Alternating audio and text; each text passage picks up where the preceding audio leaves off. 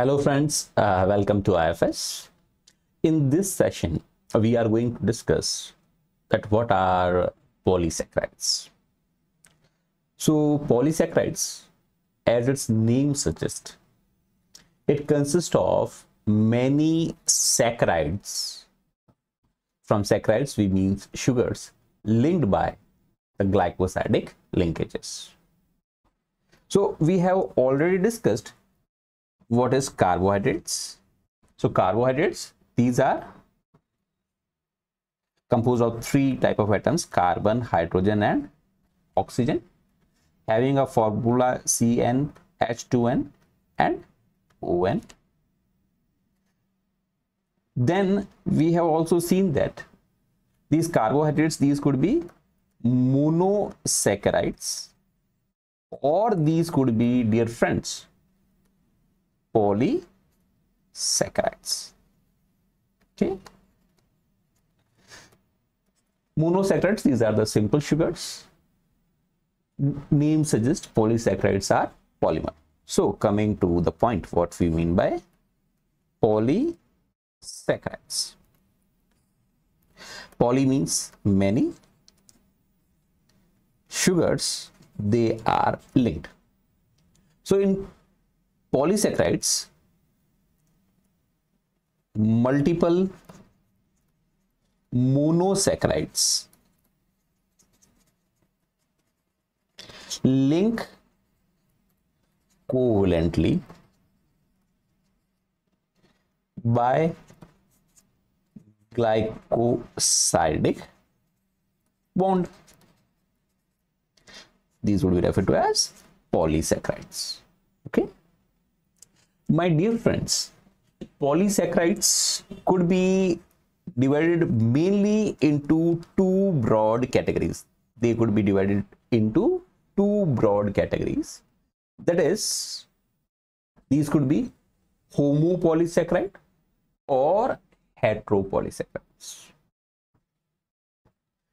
If a same sugar, it is repeated again and again, let's say this is a glucose, it is repeated again and again like this. This is again glucose, again this is glucose. If the same sugar is repeated again and again multiple times, then such polysaccharide would be referred to as Homo Polysaccharides.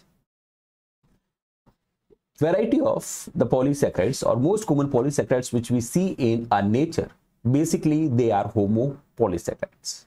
Examples of this include starch, glycogen,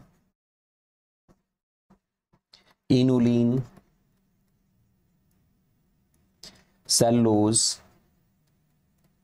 chitin, etc. These are example of Homo Polysaccharides, where one sugar would be found to be repeated again and again.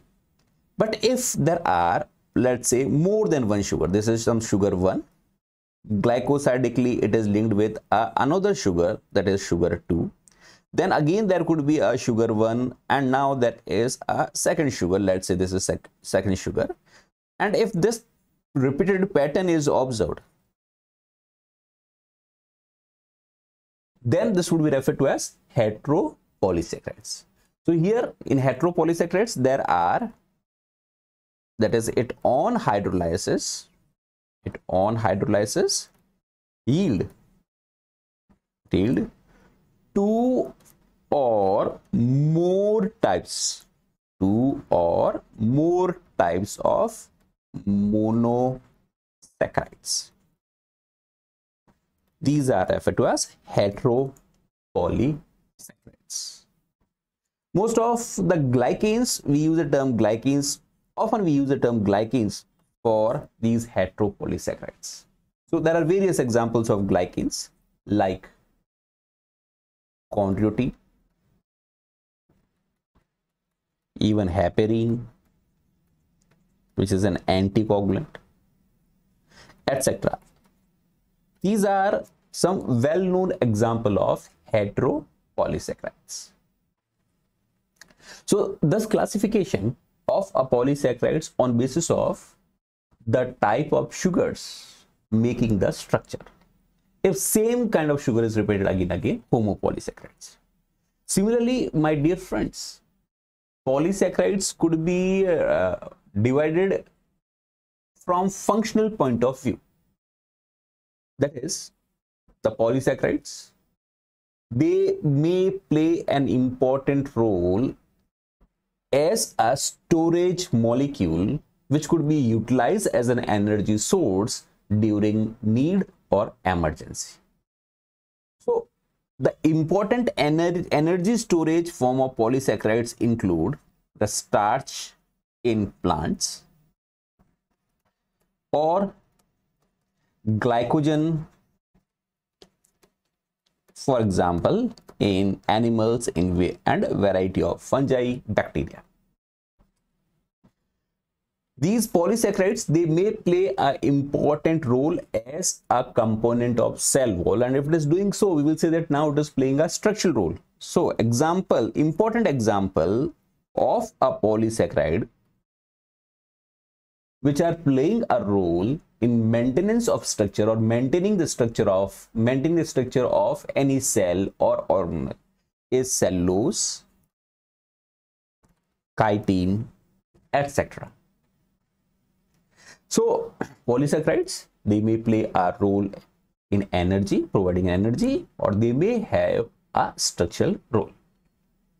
Now let's consider example of storage polysaccharides, and then we will talk about the structural polysaccharides. One of the most common storage polysaccharide is the starch. My dear friends, storage polysaccharides, they yield an energy around 4 kilocalorie per gram. This is the energy which would be provided from the storage form. The starch is, you can say, preferred.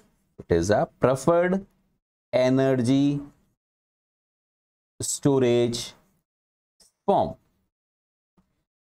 in plants. For example, if we say that lipids is a preferred energy form in animals, the starch is preferred energy storage form in plants. Starch synthesis basically occurs in the starch synthesis mainly occur in chloroplast. It occurs in chloroplast, a form of plastid which occur in our plants. For this, there is need of precursor, and most often the precursor which is needed for the starch biosynthesis is ADP glucose. That is an activated form of glucose. The starch basically could be divided into two different forms depending upon its structure. That is, starch could be simply amylose or it could be amylopectin.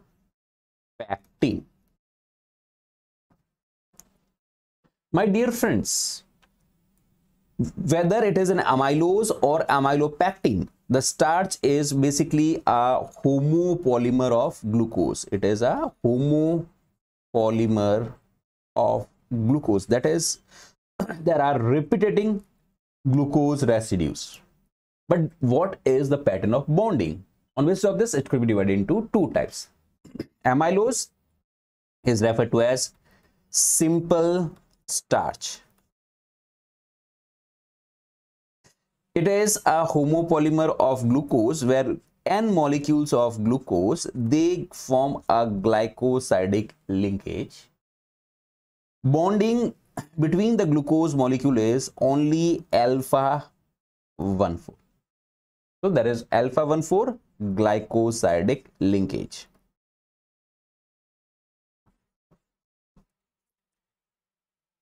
Okay.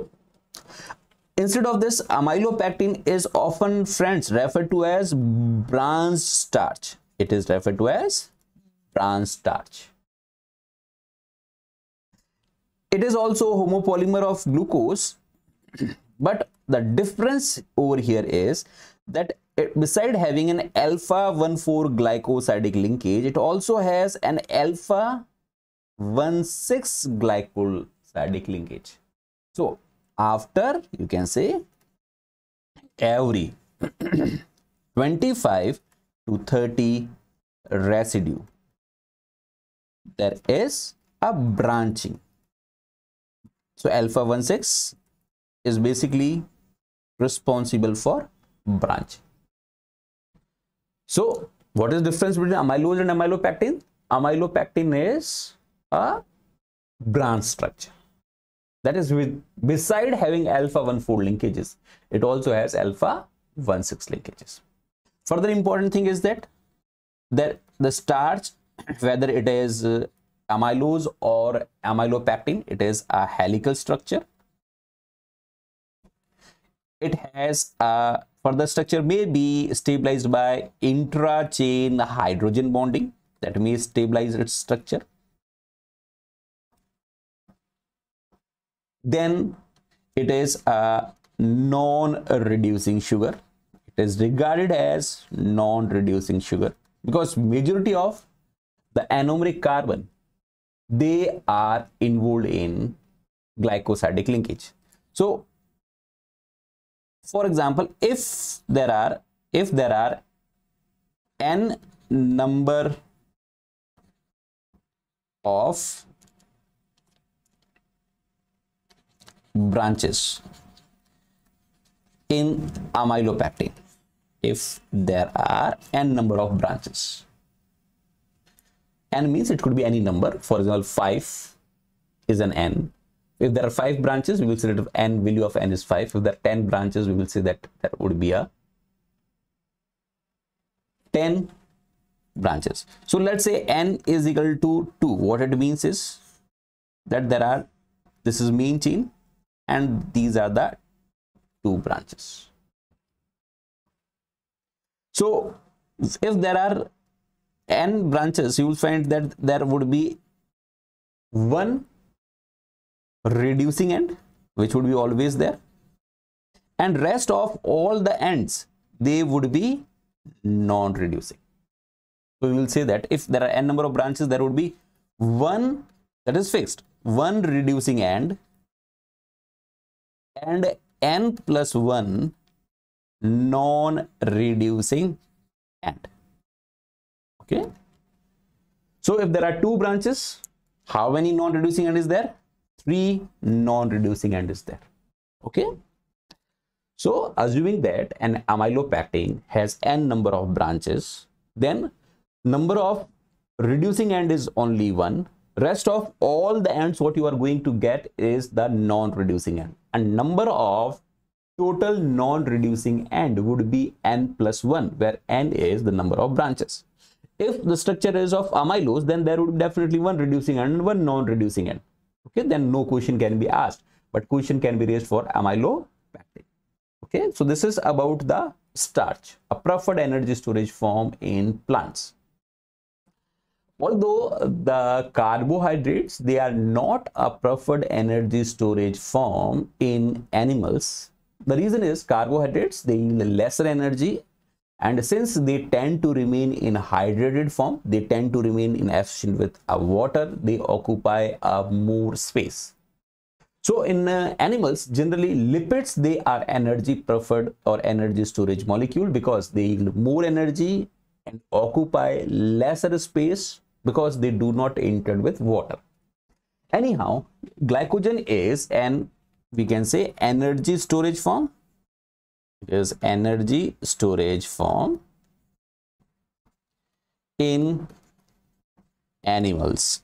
Especially in animals, it is stored in liver and muscles.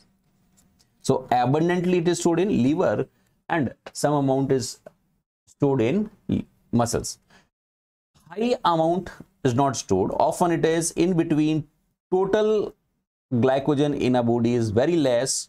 It is only around 200 to 300 gram. Okay, so it's not a very high amount of glycogen. It is the amount of glycogen which can yield or which can provide in glucose only for a short emergency duration. Glycogen, it is again a non-reducing sugar. It is a branched and helical sugar. It will have one reducing end and n plus one non-reducing end, where n is number of branches. So this is similar to what we have studied about amylopectin. It is also a homopolymer of glucose.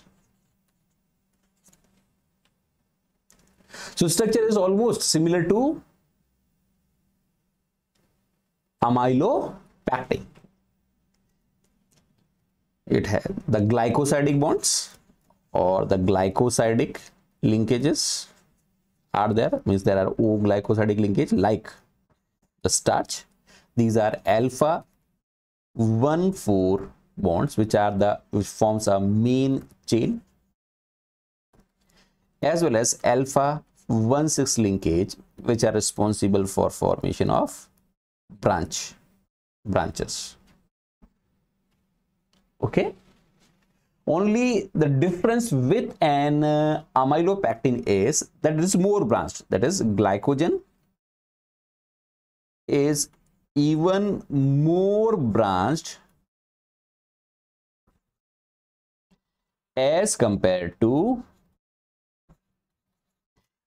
amylopectin.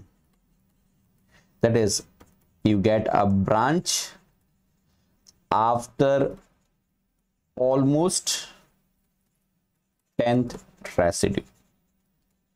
In case of amylopectin, it was in between, somewhere between 25 to 30 residue. Here you are getting on average, means ranges from 9 to 12. On average, you are getting a branch at every 10th residue.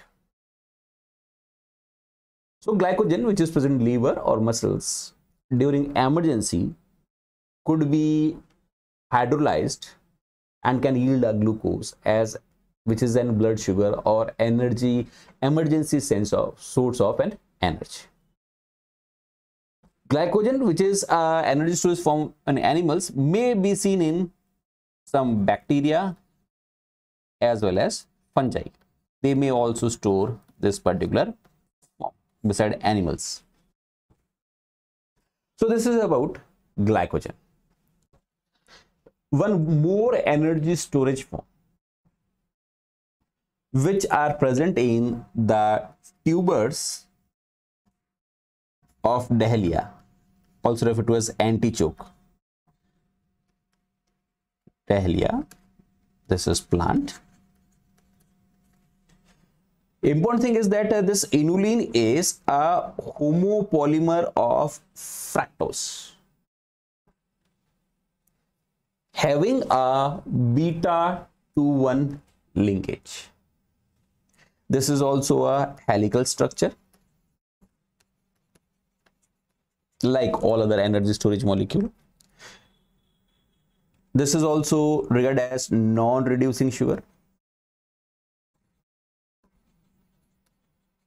This is an unbranched.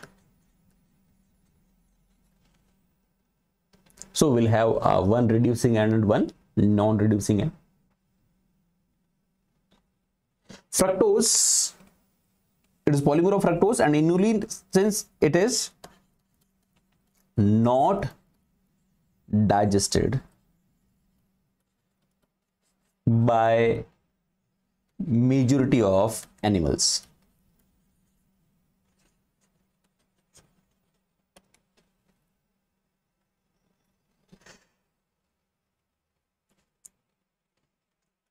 This inulin could be injected into blood, and in blood there is no enzyme which can degrade this inulin. So inulin would be filtered from the kidney. In how much duration this inulin is cleared from a kidney nephron after injection to the blood could be utilized to assess or to study the glomerular filtration rate. So inulin is injected into blood and then its clearance is monitored in urine to assess glomerular filtration rate of kidney. That's why sometimes it is often referred to as gold standard. Means this could be utilized as a standard. It could be utilized as a gold standard.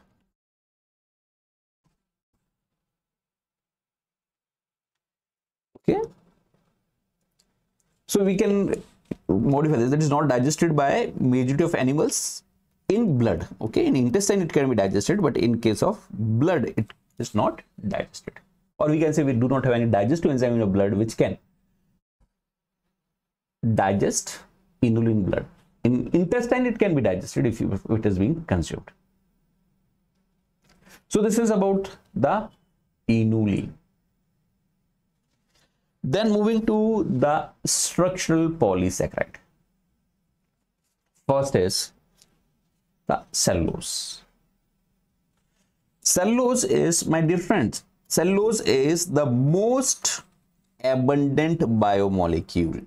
Although carbohydrates, they are most abundant. Within a carbohydrate, the most abundant biomolecule is cellulose.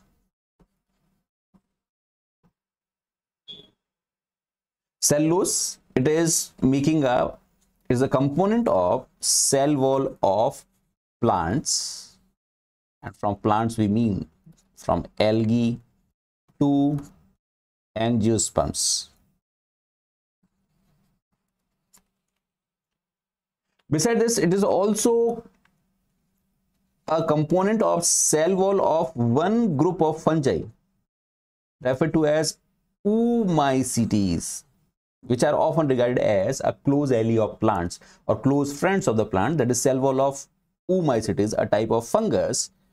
It is not made of chitin, it is composed of cellulose. Cellulose is also a homopolymer. It is a homopolymer of D-glucose. The O-glycosidic bond is different from the starch or glycogen. O-glycosidic bond is beta 1,4. Instead of alpha 1,4, here the glycosidic bond is beta 1,4. Due to this different type of glycosidic bond, it forms a sheet-like structure. And if it is a sheet-like, so instead of intra-chain, you will find an inter-chain hydrogen bonding, which can further stabilize the fibril structure of cellulose. Cellulose, it is synthesized by plasma membrane resident enzyme. Plasma membrane resident enzyme referred to as cellulose synthase. Cellulose is quite abundant in the herbivory diet or even in human diet.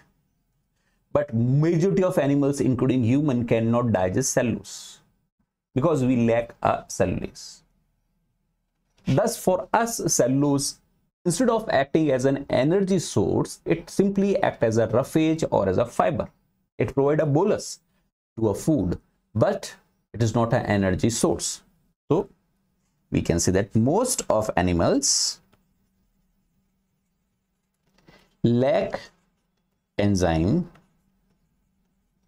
cellulase so that they cannot digest it.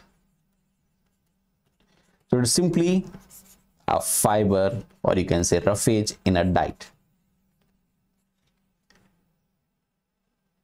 Okay. Some animals referred to as ruminants, which has a special pouch in stomach referred to as rumen. Ruminants means, for example, cow or goat or buffalo, camel, etc.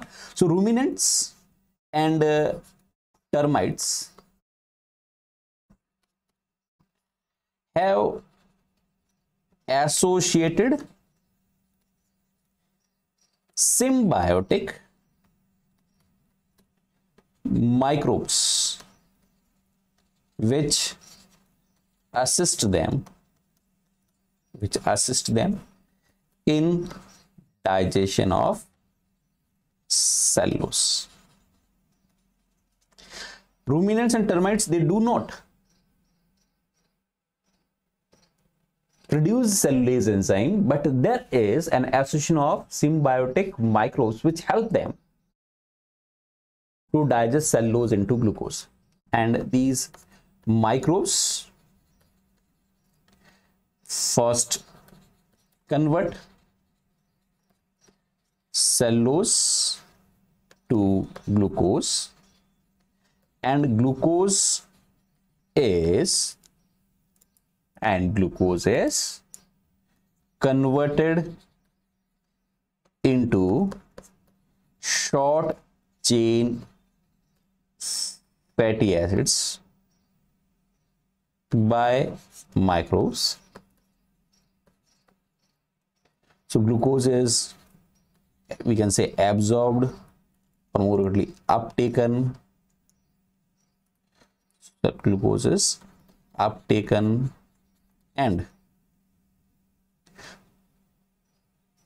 so microbes first, you can say, convert cellulose to glucose, and then glucose is uptaken and converted into small chain fatty acids, and then these fatty acids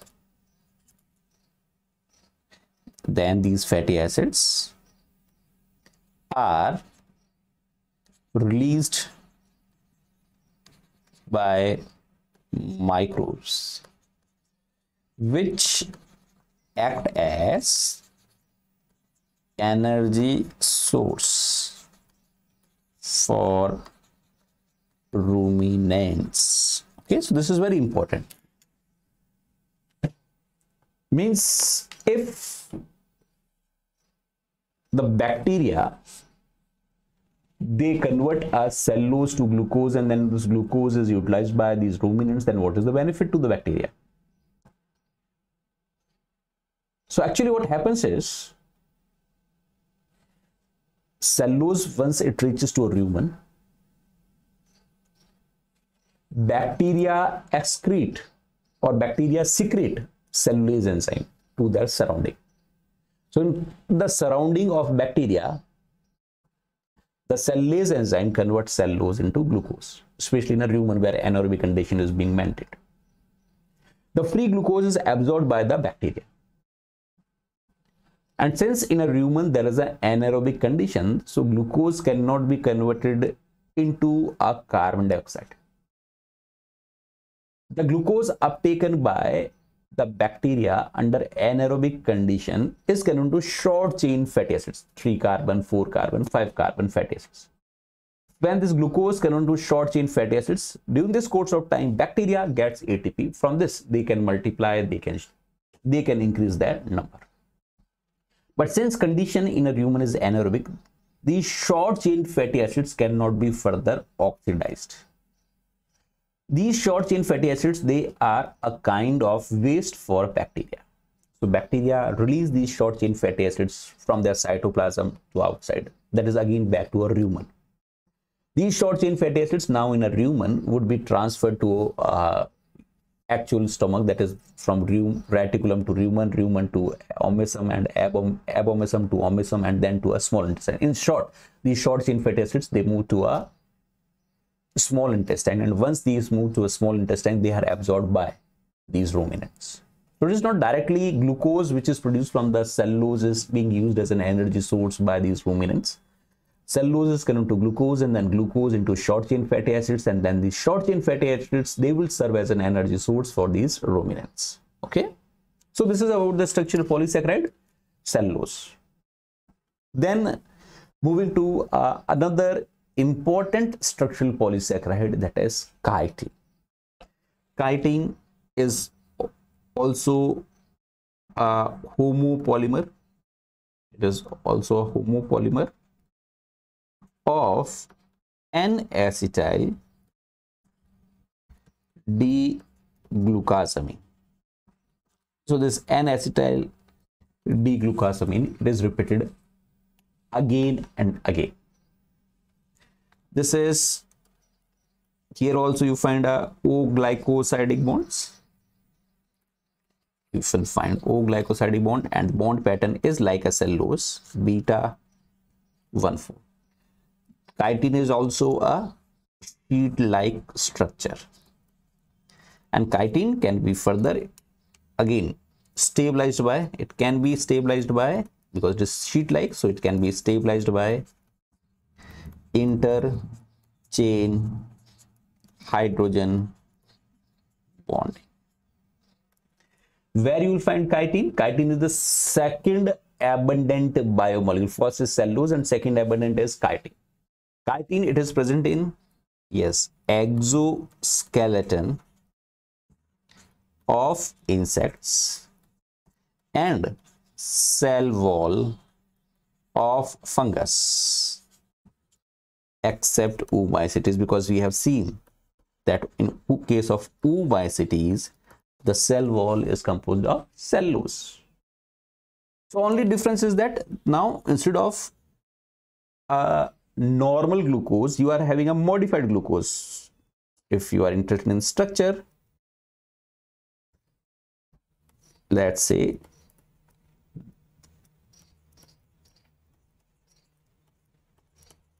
this could be the structure of beta D glucose. So this could be structure of beta D glucose. This is the anomeric carbon 1, this is second carbon, this is third carbon, this is fourth carbon, this is fifth carbon, this is sixth carbon. Similarly, this may be another glucose residue.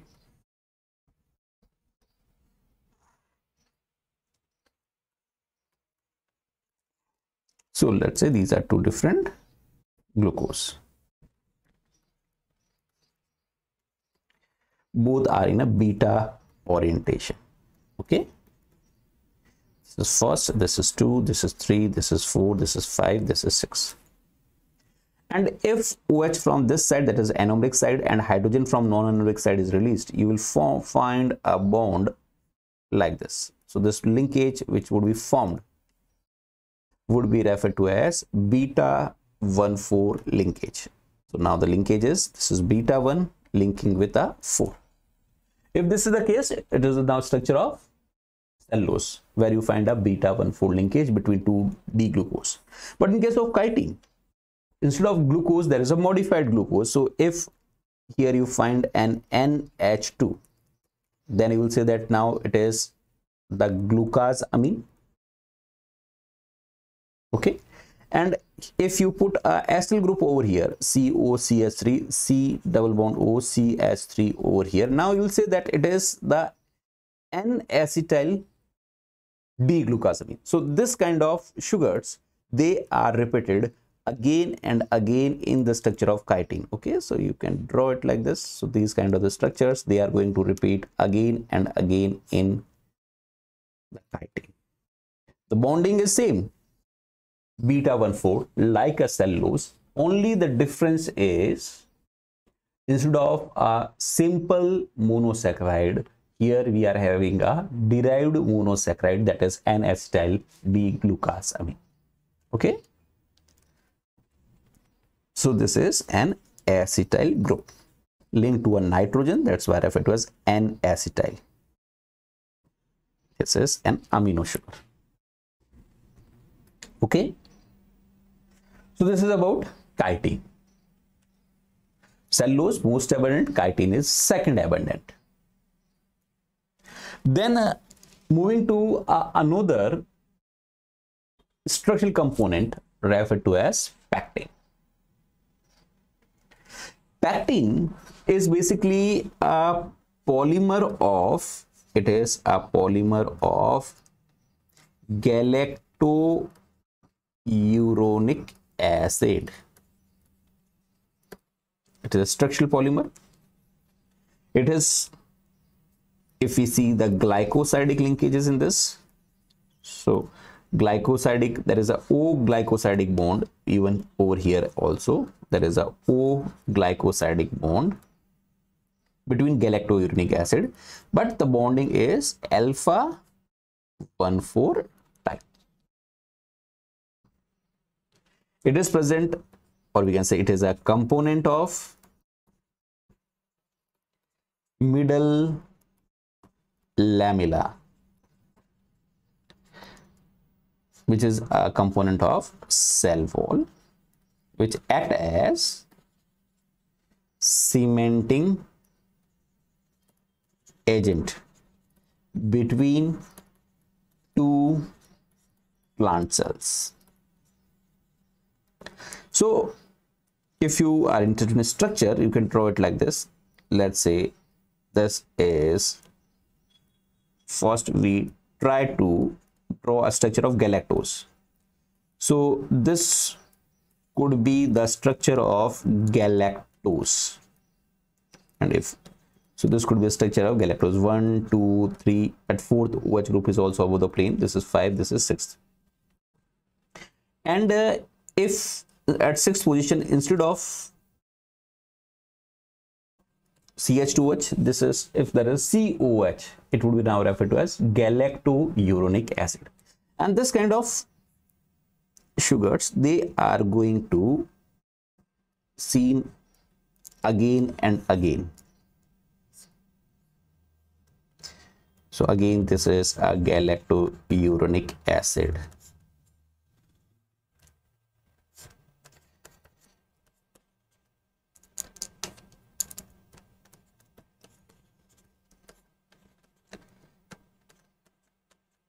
So this is alpha 1 linking with a 4.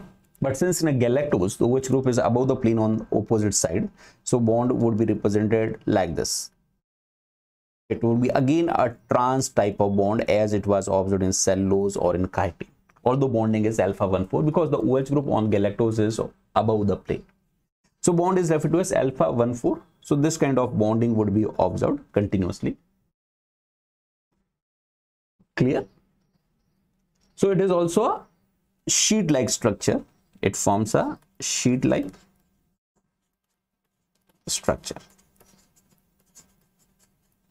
Now, since this pectin is a cementing agent, pectin, or you can say pectate, because at pH 7 this acid group will deprotonate, and if this get deprotonate, we will now, instead of naming it as a pectin, it could be referred to as pectate. And since it is negatively charged, it will attract more water. So pectin is a charged carbohydrate. Cellulose or other sugars like starch, glycogen, they were not charged sugars, so you can't carry out electrophoresis, but you can carry out electrophoresis of pectin being a negatively charged at pH 7. And being a negative charge, it can further attract some metal ions like calcium and magnesium. So sometimes calcium and magnesium also attach with this pectate, and often this middle lamella is referred to as calcium magnesium pectate. So it forms a sheet-like structure, provide a stability to and hold the two plant cells together. During the fruit ripening, you know that the fruit becomes soft, like tomato, it becomes soft during the fruit ripening. We study it in plant physiology that during fruit ripening, the concentration of a hormone ethylene increases. Ethylene is one of the hormones which is responsible for fruit ripening and climatic rise in respiration. In response to ethylene, various things happen. The tomato from a green, it changes its color to red, its taste get altered, even its rigidity or hardness also get altered. What happens is that in response to ethylene, there is an expression of important enzyme.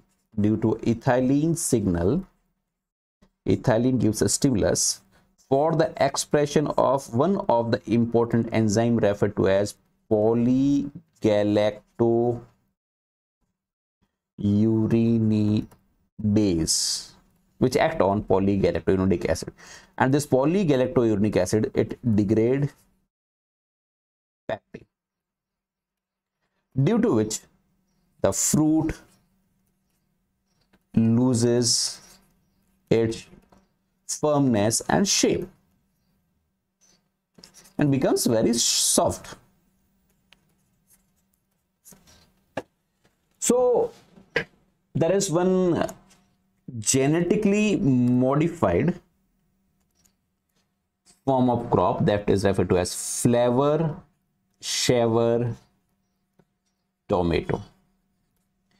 In this, what was being done is, by an anti-sense approach, the expression of polygalactourinidase was inhibited, so that ethylene concentration will increase, and even polygalactourinidase mRNA would be produced, but polygalactourinidase mRNA will not be able to produce an polygalactourinidase enzyme, and thus pectin will not be degraded. And pectin, if it is not degraded, the fruit will remain hard, it will able to maintain its shape, and due to which the shelf life of tomato will increase, or it has increased. So flavor saver tomato, it has more shelf life, it can be stored for comparatively more period of time.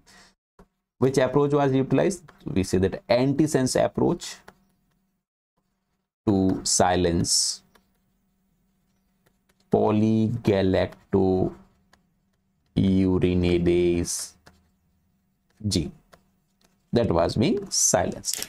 Okay.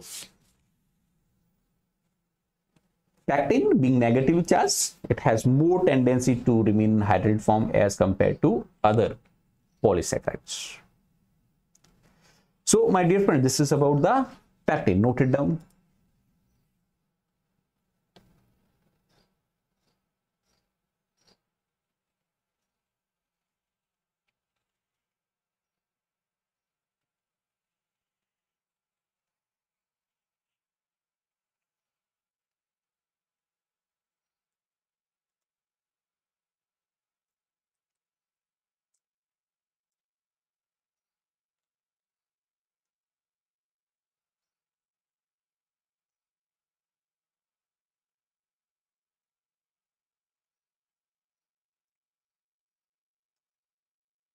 Then let's move further.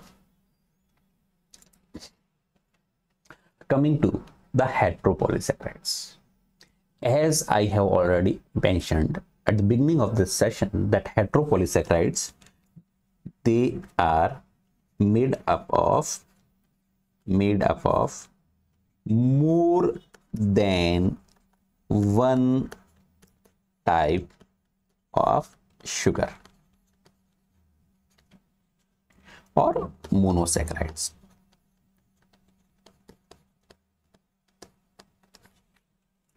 That is, on hydrolysis yield more than one type of sugar. Most often what you will find that this one of the sugar, most of times two sugars alternate. There are two sugars, you can name it as sugar 1 and sugar 2. These two sugars, they are repeating, where one of the sugar is often a acidic sugar. Not compulsory, but this is generalization. One of the sugar is acidic sugar, while the another sugar is most often some kind of amino sugar. So there are two sugars, acidic amino, acidic amino, acidic amino. These sugars, they repeated multiple times. Acidic sugars, example could be, for example, glucouronic acid, or it could be muramic acid, or it could be galacto-urinic acid, or it could be uronic acid. These are some of the most common acidic sugars. And amino sugars which are utilized are N-acetyl, D-galactosamine, N-acetyl, D-glucosamine,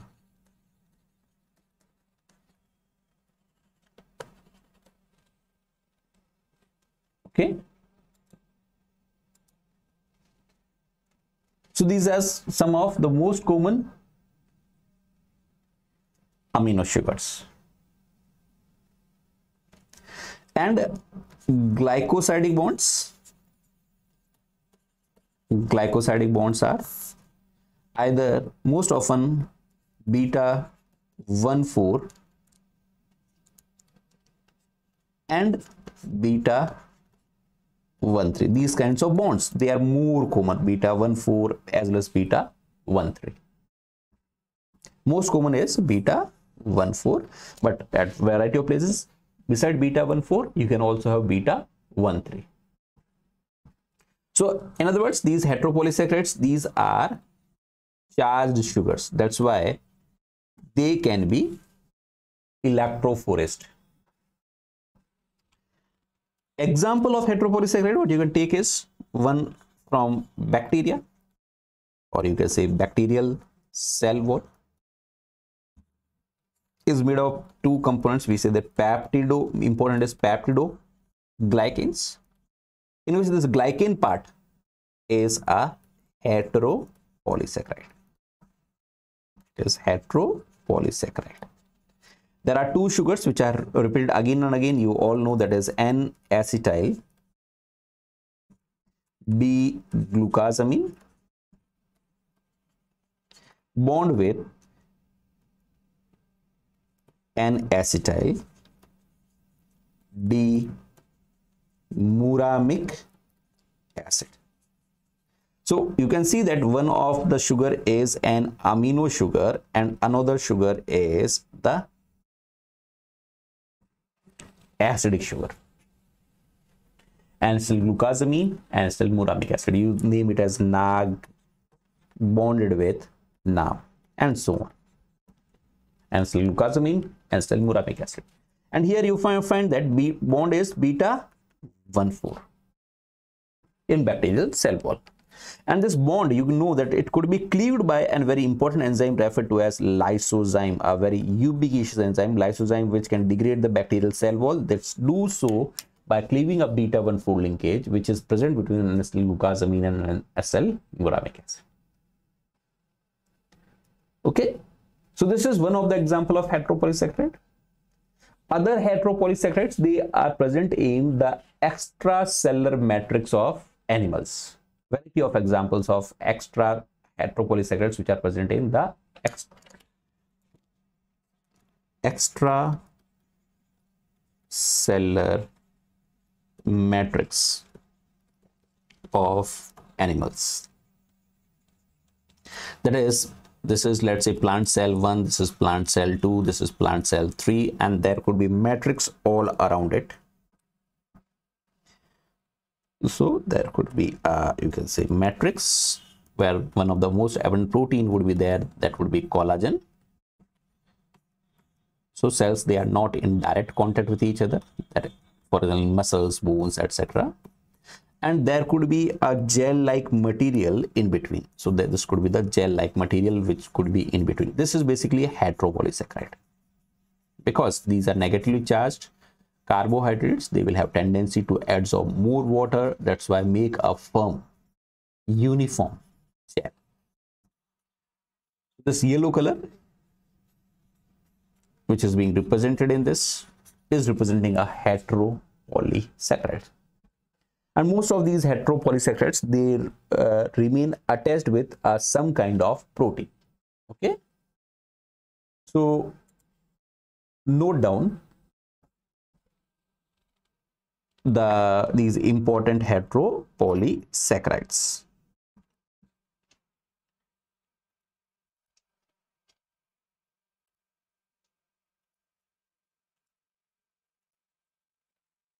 So they are present in extracellular matrix, and most of these glycans, what I am saying is that most of these glycans, these acid with are some small protein.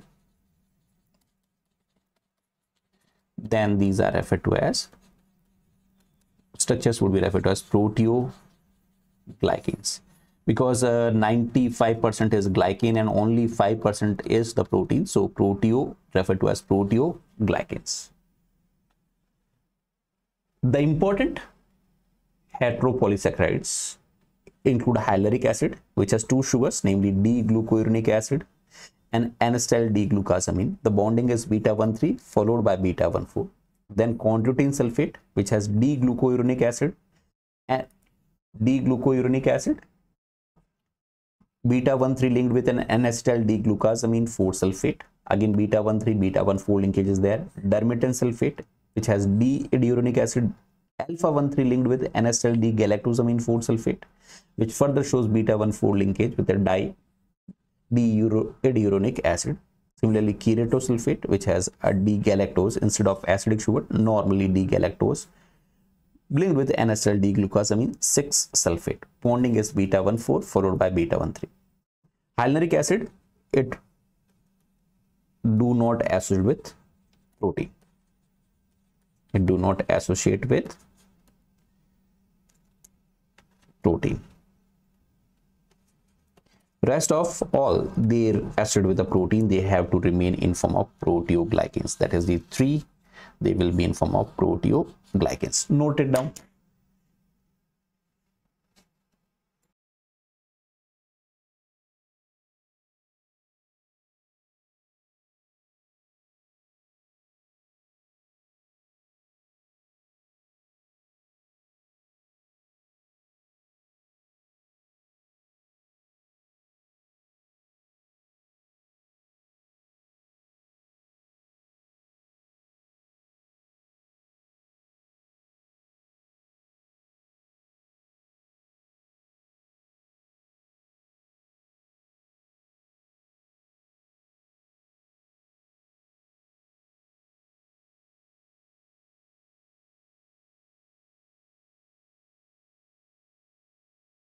Okay, so these are major heteropolysaccharides. Even heparin, which is an anticoagulant, is also an heteropolysaccharide. You can also put our name heparin, which is an anticoagulant, is also an heteropolysaccharide. Then we use a general term referred to as lactins. So lactins are some proteins which has specific ability to recognize a carbon. So protein can recognize a phospholipid, protein can recognize DNA, protein can interact with a carbohydrate, protein can interact with another carb. There are some proteins which are very much specific. They recognize a particular carbohydrate. Let's say if there's a glucose, then only protein will bind to it. Or a mannose is there, then it will able to bind it. So lactins, these are such proteins are referred to as lactins. For example, concavalin is one of the example of lactin which binds to a glucose. Or for example, mannose binding protein is also an important lactin, as name suggests it will bind to a mannose. And there are various other examples. For example, selectin, in its name has a lactin. Calreticulin,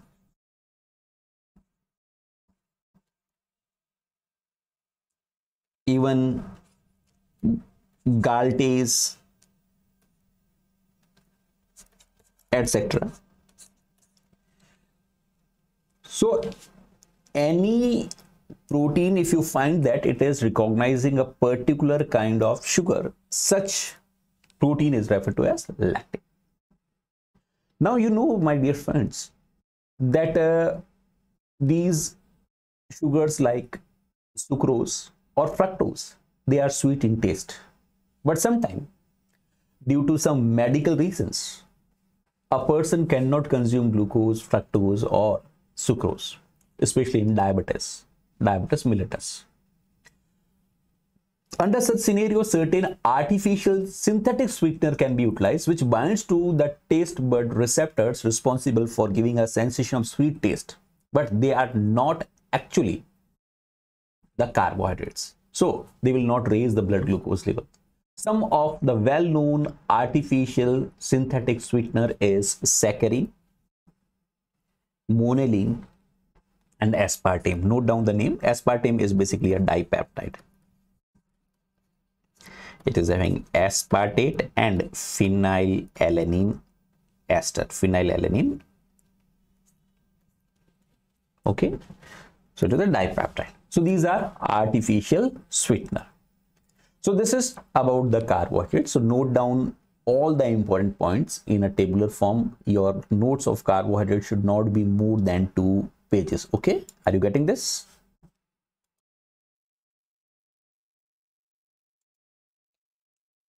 Now let's discuss a very important biomolecule from biochemistry point of view is lipids. So at the end of this session, we must be able to understand that technically what organic molecules could be referred to as lipids, what are the components of simple lipids and derived lipids, what are important physiological functions of both simple lipids as well as derived lipids, and what is the relationship with these cholesterol, terpenes, and other such molecules which are non-miscible in water with the lipids. Okay, so let's go one by one. Now, my dear friends, there is very, you can say, wide definition for lipids in most of biochemistry books. Any such molecules which has a low solubility in water,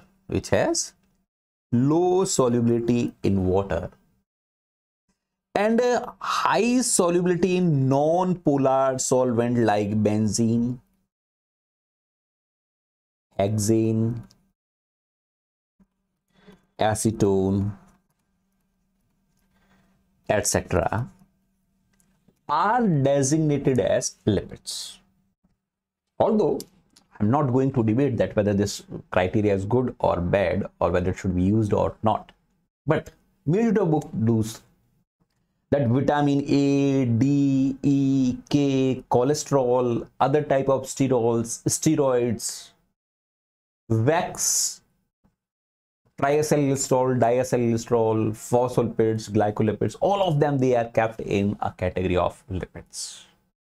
And they have one thing in common, and that is they are not readily soluble in water, but comparatively easy to solubilize them in certain non-polar solvents. And that's why for most of the lipid extraction experiments what we carry out during our master's degree or during our research, we use some kind of non-polar solvents. That is, for proteins, for nucleic acids, often we utilize buffers or some polar solvents, but for the lipids, we extract them in non-polar solvents. But I am restricting the lipids into a narrow zone. We will say that lipids are having two components. We will keep those molecules which has two important components.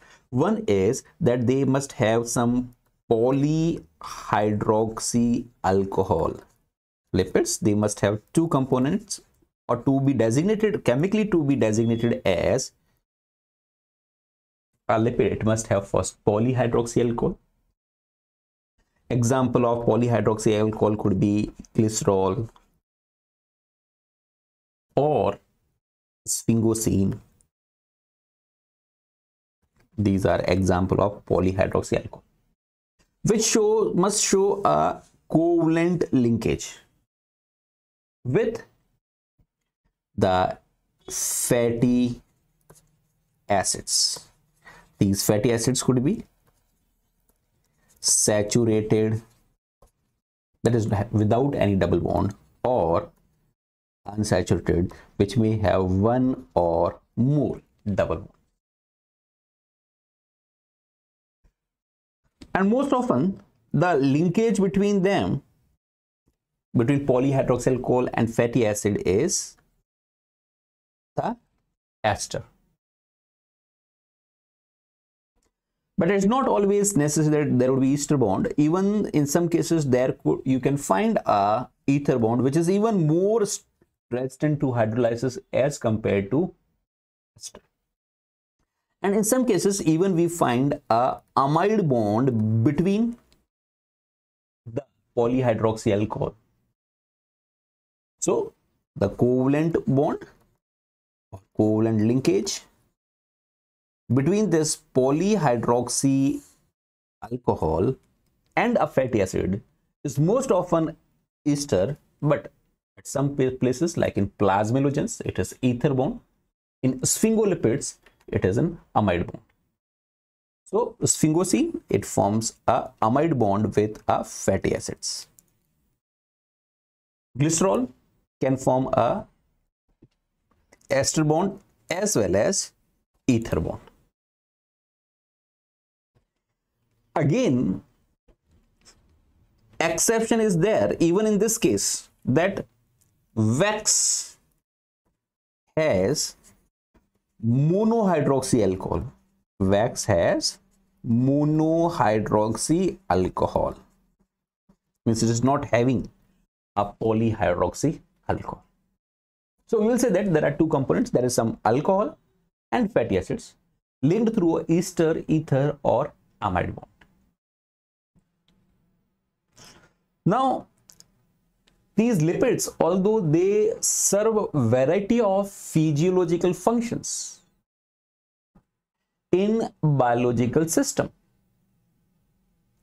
but one of the most important physiological function in the living organism of a lipid is that they are preferred energy storage molecules. So they are preferred energy storage molecules in animals. Why they are preferred energy storage molecules? Because first, they yield more energy,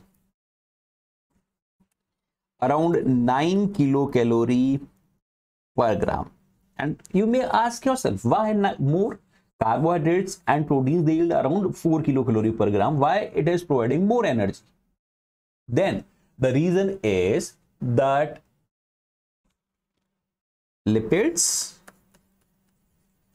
are highly reduced, thus can be more oxidized and yield more energy, because energy in biological system is derived by the oxidation of biomolecules. Okay.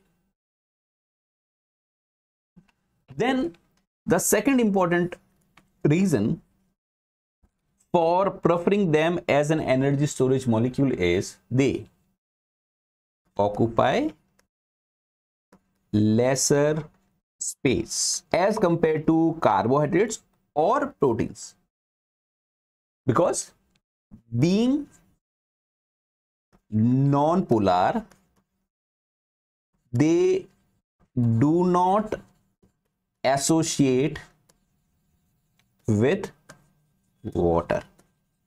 That's why they are occupying a lesser space. Now obviously we means animals should choose such a molecule as an energy storage molecule which can provide you more energy, and due to the accumulation of that particular molecule should not put more weight, it should occupy lesser space. And both these criteria, they are fulfilled by the lipids. So that's why lipids, these are the preferred energy storage molecules. Besides this, lipids, they play a variety of other functions as well. Lipids may have a structural role. Lipids may play a structural role. For example, phospholipids and glycolipids, phospholipids and glycolipids. These are important components of the membrane, making the structure of membrane. These lipids, they could be used for generation of heat. Instead of energy in form of ATP, they can generate energy in form of heat. Example, as an example, you can take a brown fat. They can play an important role in maintenance of buoyancy in marine fishes, because the density of a lipid become more than water if it is in a solidified state, and its density is less than water if it is in liquid state. So at a low temperature, the stored lipids or waxes, let's say in the brain of shark, it get solidified due to its density increases, and it's helped them to dive to a deeper strata, because the upper strata during this period they will become to ice. And when the temperature at the bottom increases, even the temperature at the top will also increase, the ice will melt, the lipids from a solid state will move to a liquid state, that density will decrease, and this will help them to shark or other large fishes to float to the surface. Okay, so it helps in maintenance of buoyancy, may be a precursor for various signaling molecules, like referred to as echinosoids. Lipids, they can act as a secondary messenger. They themselves could act as a secondary messenger in signal translation. For example, diacyl glycerol, DAG. This is an important secondary messenger. So these are some of other accessory functions of lipids. Okay. Then one thing what we have studied is the lipids, they have two components, that is polyhydroxy alcohol and fatty acids. So first let's focus on fatty acids. Fatty acids, as name suggests, they have a aliphatic, they are having an aliphatic R chain, that is chain which is composed of CH2, CH2, CH2, carbon and hydrogen, a chain like this, with acidic group at one end. So it could be like this: CH3, CH2, CH2, CH2, CH2, and so on. And finally, you will find a acidic group at one end. They would be referred to as fatty acids. So in other words, fatty acids will have a polar end as well as long non-polar tail. That is, which will have tendency to remain away from water. So that's why such molecules could be referred to as amphipathic.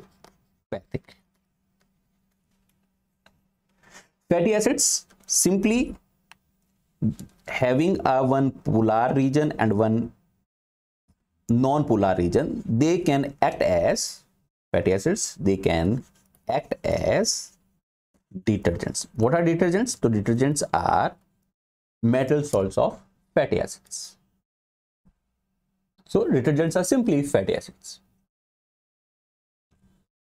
Now these fatty acids may be from a 2 carbon to even 24 carbon. Normally they are in between 14 carbon to 20 carbon in biological system.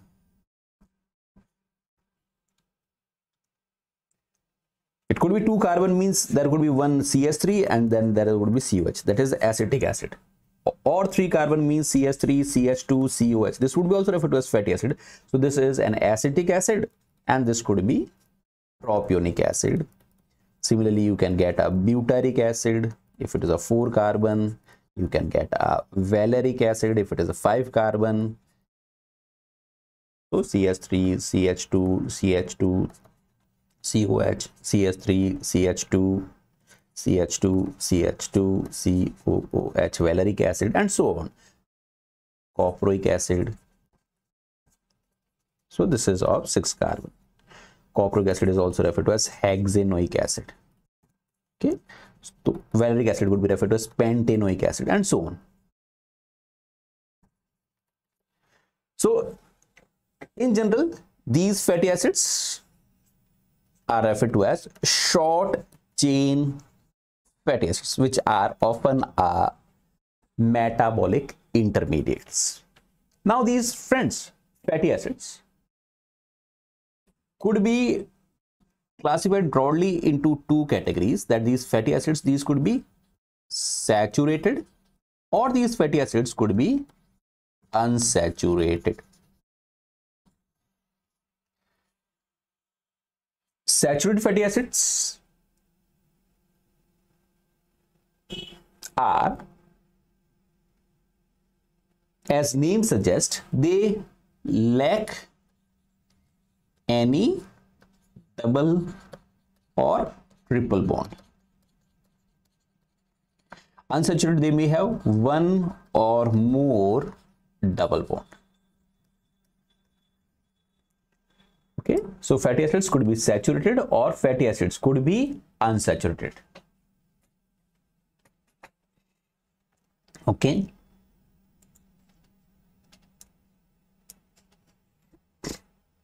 Then let's move further.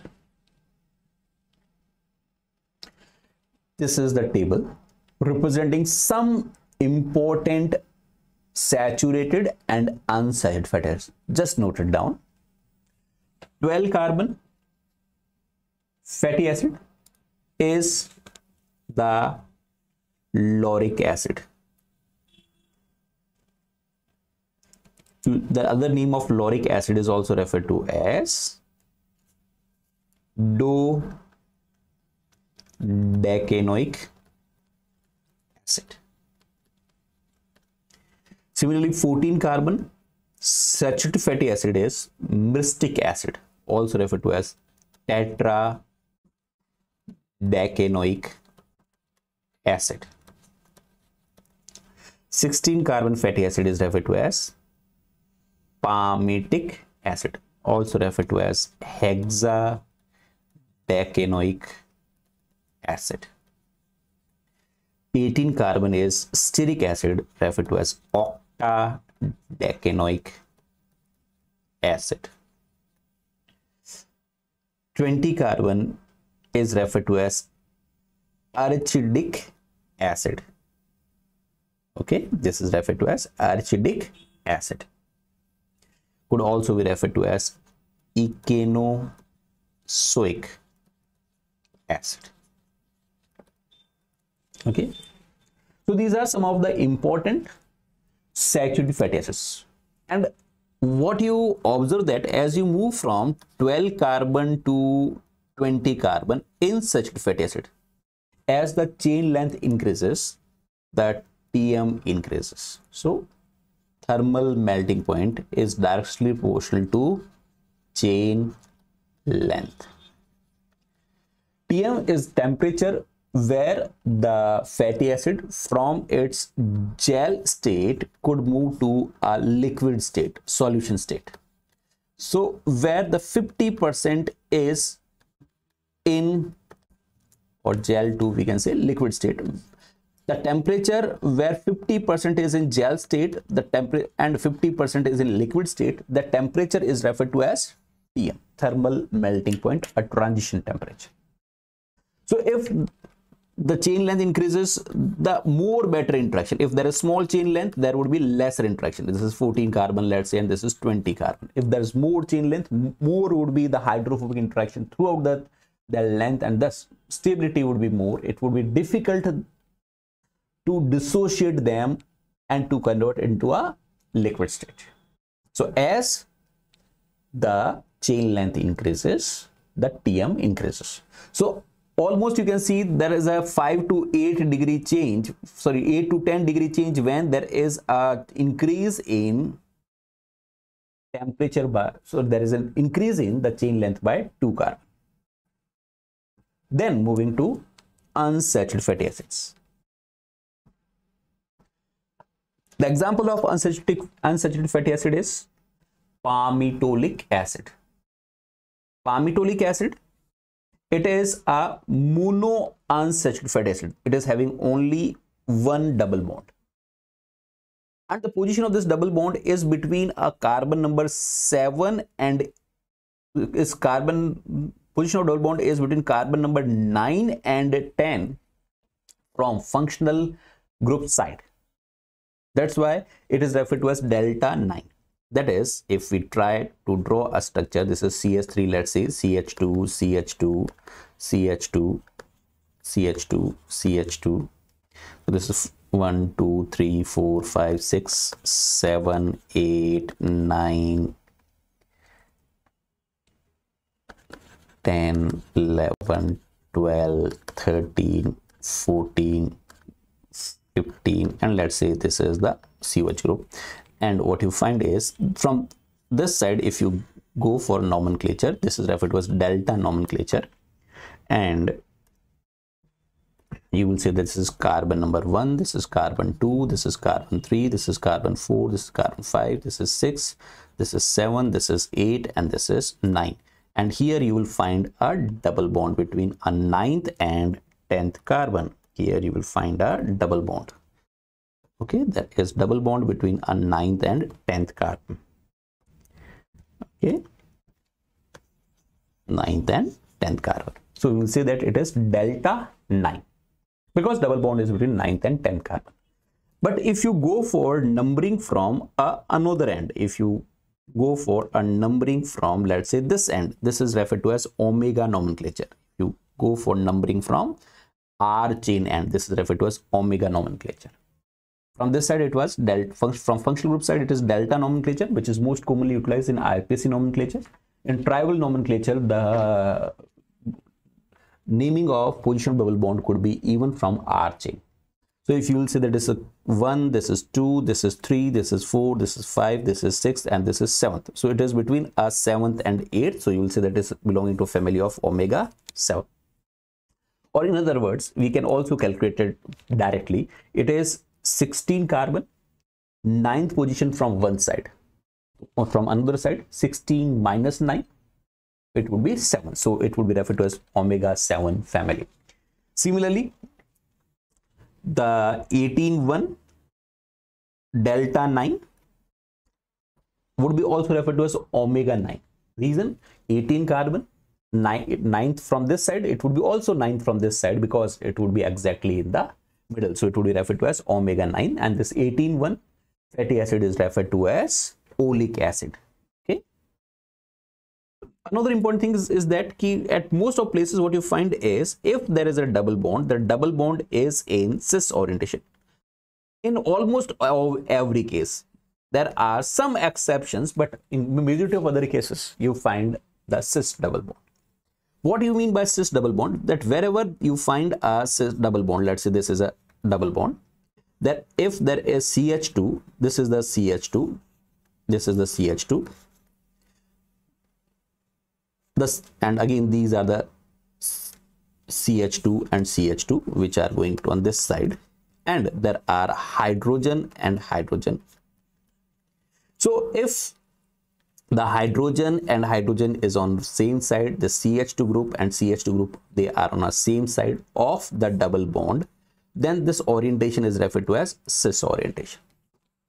And what is benefit of cis orientation? Benefit of cis orientation is that wherever there will be double bond, it will introduce a kink or a bend in the structure. Okay, fatty acids will have a kink or bend in its structure. Okay, so double bonds, if they are there, mostly in naturally occurring fatty acids, cis double bonds are more preferred. Exception is the elydic acid, which is instead of having a cis double bond, It is like a oleic acid, only the difference is that instead of cis double bond, there is a trans double bond. And if there is a trans double bond, which could be represented like this, CH2, C double bond C, again CH2 would be on this side. This would be H and this would be H, because these are H and H are opposite sides. CH2 and CH2, they are opposite. So it will not introduce a bend in the structure. It would be a simple, like a saturated fatty acid. The structure would be linear. It will not introduce a bend. If the bonding is a trans, the trans bonding is not going to introduce a bend in the structure. So the behavior of trans double bond would be similar to the saturated fatty acids. That is, there is no benefit of having double bond if it is in trans orientation. Then these palmitolic acid, oleic acid, elydic acid, these all three are mono unsaturated fatty acids. The example of polyunsaturated fatty acids, often abbreviated as PUFA. What are PUFA? Polyunsaturated fatty acids, which has two or more double bonds.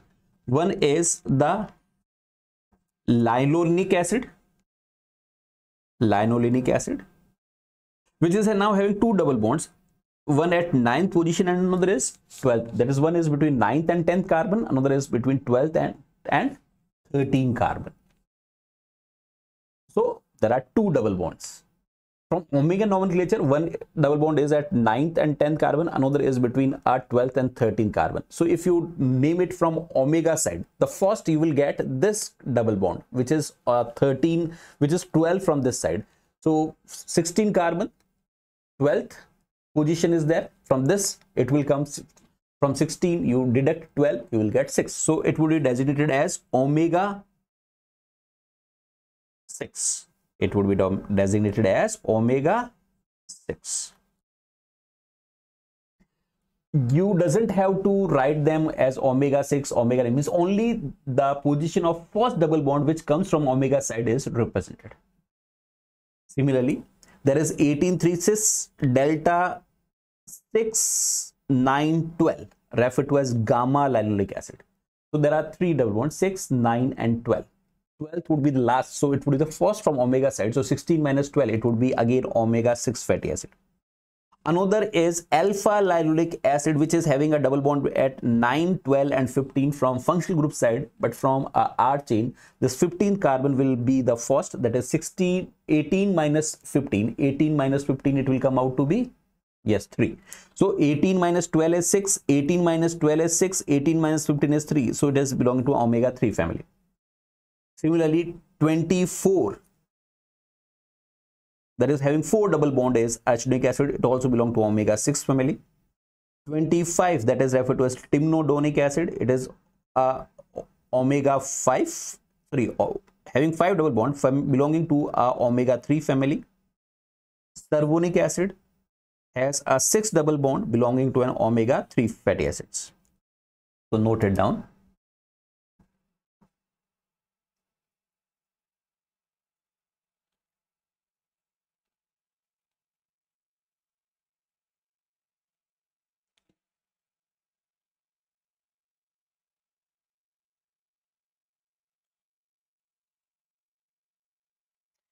So you can see that these polyunsaturated fatty acids, they are not synthesized by animals. Animals, they can produce saturated fatty acids. Animals, they can produce a mono unsaturated fatty acid, that is fatty acids which have a single double bond. But they cannot produce a fatty acids which are having more than one double bond. And these kind of fatty acids, whether it is a limulonic acid or linolenic acid or archedonic acids, they are very important for physiological functions. So if we have to survive, we have to take them from a diet. Such fatty acids which have to be essentially taken from a diet, such fatty acids are referred to as an essential fatty acids. Okay, are you getting this? So what are essential fatty acids? We said that essential fatty acids are polyunsaturated fatty acids because they cannot be synthesized in animals. They belong to a omega-3 or omega-6 family. They belong to a omega-3 or omega-6 family. We can say this also. And another thing is that you can see what is the effect of introduction of double bond. If in 16 carbon fatty acid is there and there is no double bond, the TM is 63. And if you introduce only one double bond in 16 carbon, the TM from 63 directly moves to a 0 degree centigrade. It means the double bond has more effect on our TM as compared to the chain length. Although chain length as increases, TM increases. But if one or more double bond introduced, the TM drastically declines. Here you can see it is declining from 63 to 0. Similarly, if you compare 18 carbon fatty acid is there, TM was 69 degrees centigrade. But if you introduce only one double bond, the TM from 69 it reaches to 13, almost around 50 degree change. As I have said that in ellagic acid there is also one double bond, but it is of trans type. Now there is no significant change in a TM because its behavior would be like a saturated fatty acids. So if double bond is there, double bond should be like a cis double bond. And as the number of double bond increases, let's say this is an 18-1 having 13 degree. Now there are two double bond, it becomes -5. If there are three double bond, it becomes -11 and so on. As the number of double bond increases, there is a further decline in the TM of fatty acids. So what happens is that whenever a fatty acids they are in a cis state, they introduces a kink in a structure. If there is no kink in the structure, fatty acids they can simply aggregate. TM will be high. But if there is a kink in the structure, it is somewhat like this. If these are the kinks in the structure, TM would be very low. Why this kink has been introduced? Due to a cis form double bond. If it is a trans form, you can see that it is still it is like a sheet, means it is not going to make a big difference. So that's why we have said that TM is directly proportional to chain length and TM is inversely proportional to degree of unsaturation, that is on double bonds. And we are assuming that the double bond is cis double bond. Okay, clear? So the TM is influenced by chain length and the number of double bonds. And you must also know what is essential fatty acids. So you can also note it down. Essential fatty acids are PUFA, polyunsaturated fatty acids, or belong to omega-3 or omega-6 family. We can convert a omega-6 to omega-3 to omega-6, and from omega-6 we can further convert into a saturated fatty acids. Reverse is possible, but we cannot produce omega-6 or omega-3 fatty acids. That is, we cannot produce a polyunsaturated fatty acids, but from polyunsaturated fatty acids we can produce monounsaturated. From monounsaturated even we can produce a saturated fatty acids. So as I have already mentioned, the TM of a fatty acids increases with a chain length and decreases with degree of a unsaturation, and assuming that from unsaturation we mean a cis unsaturation. So here there was an increase in TM, and here if you move from this side to this side, you will find that there is a decrease in TM. So chain increase in TM, and if you are comparing two different factors, chain length and the degree of unsaturation, more effect is imparted due to the degree of unsaturation. Then the one of the important function of our fatty acids, my dear friends, is to act as a signaling molecule. Especially the acid, one of the essential fatty acids, a 20 carbon fatty acids referred to as arachidonic acid, is a precursor for various important signaling molecules referred to as echinosoids. So echinosoids, these are derived from echinozoic acid, 20 carbon acid, and one example of 20 carbon acid is arachidonic acid. Often this arachidonic acid is the component of membrane, because we will study later on that membrane lipids has two fatty acids.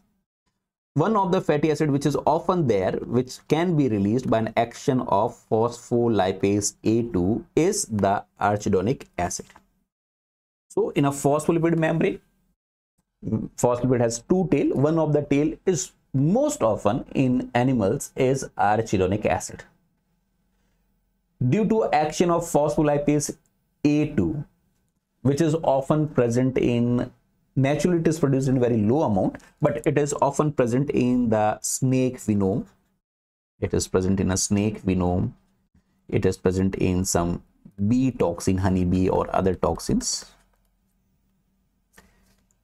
This phospholipase A2 removes this arachidonic acid from the membrane lipid.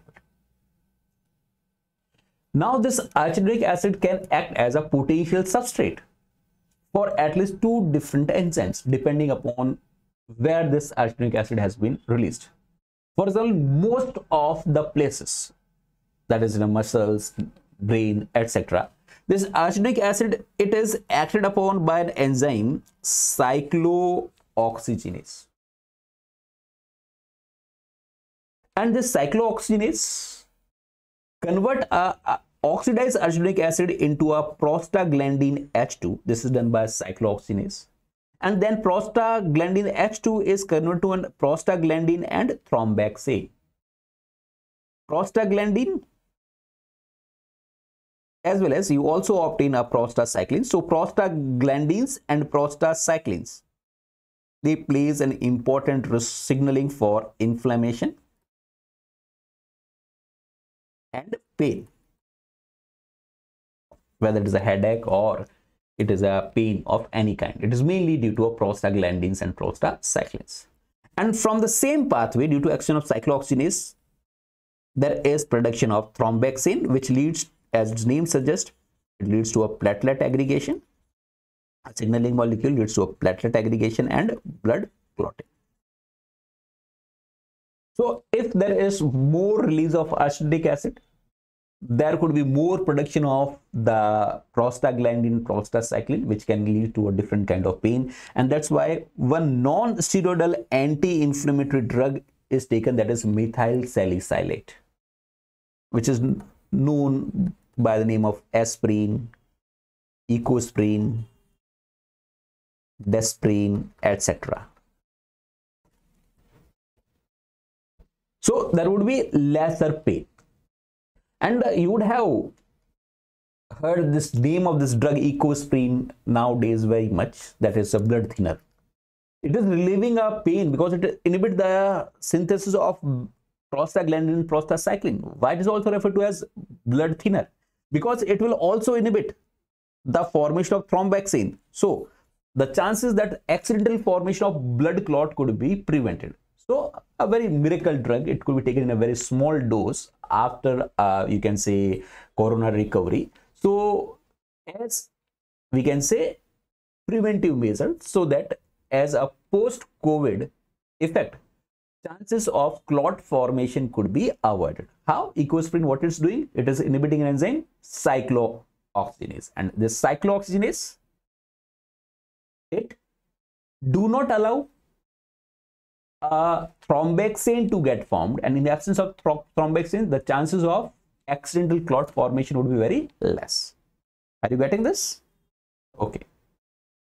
Then arachidonic acid in especially lungs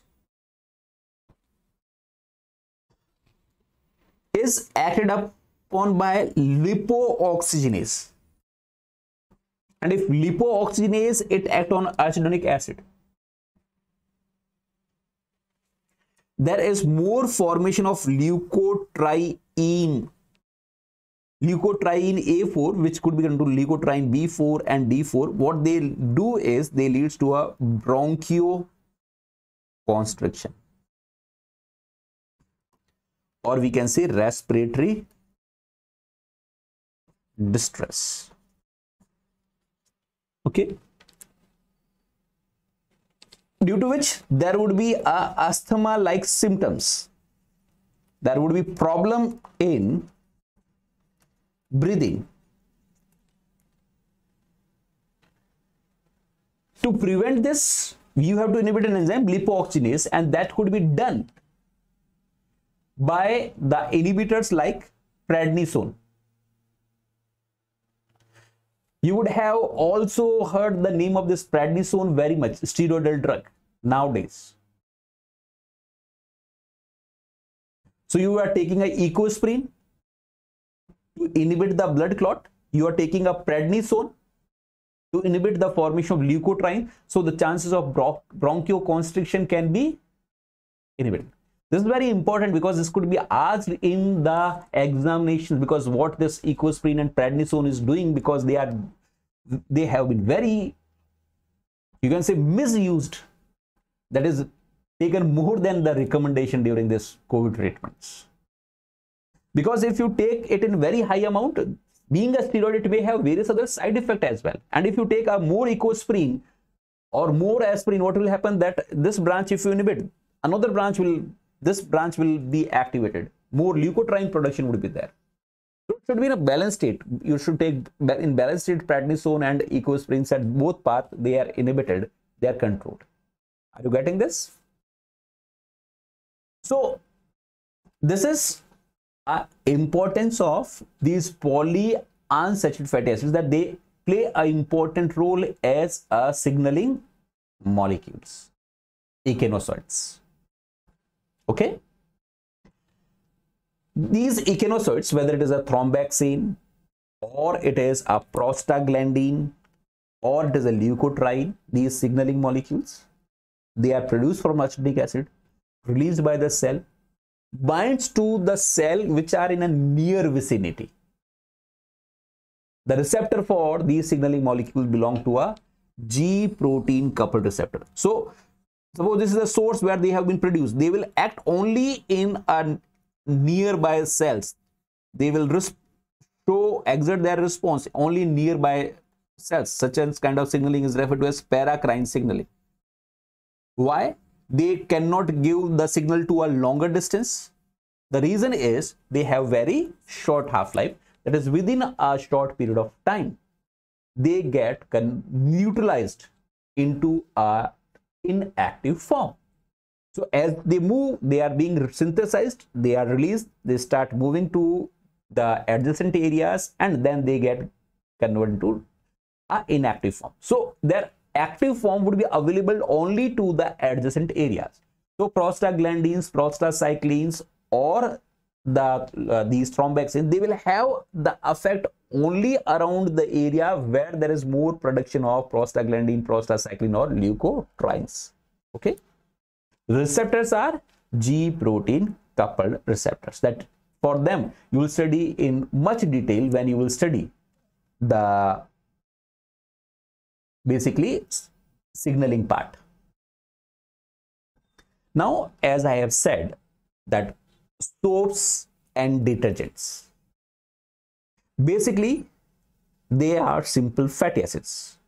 So soaps are the salts of fatty acids. Simply, these are the fatty acids. Let's say this is a fatty acids having CS3 on one end, this is fatty acid on another end. Fatty acid will have this state, and often means negative charge. Either it will interact with the sodium ion or it will interact with the potassium ion. So we see that they are the sodium or potassium salt of fatty acid. The important thing is that they have one polar end and they are having another non-polar end.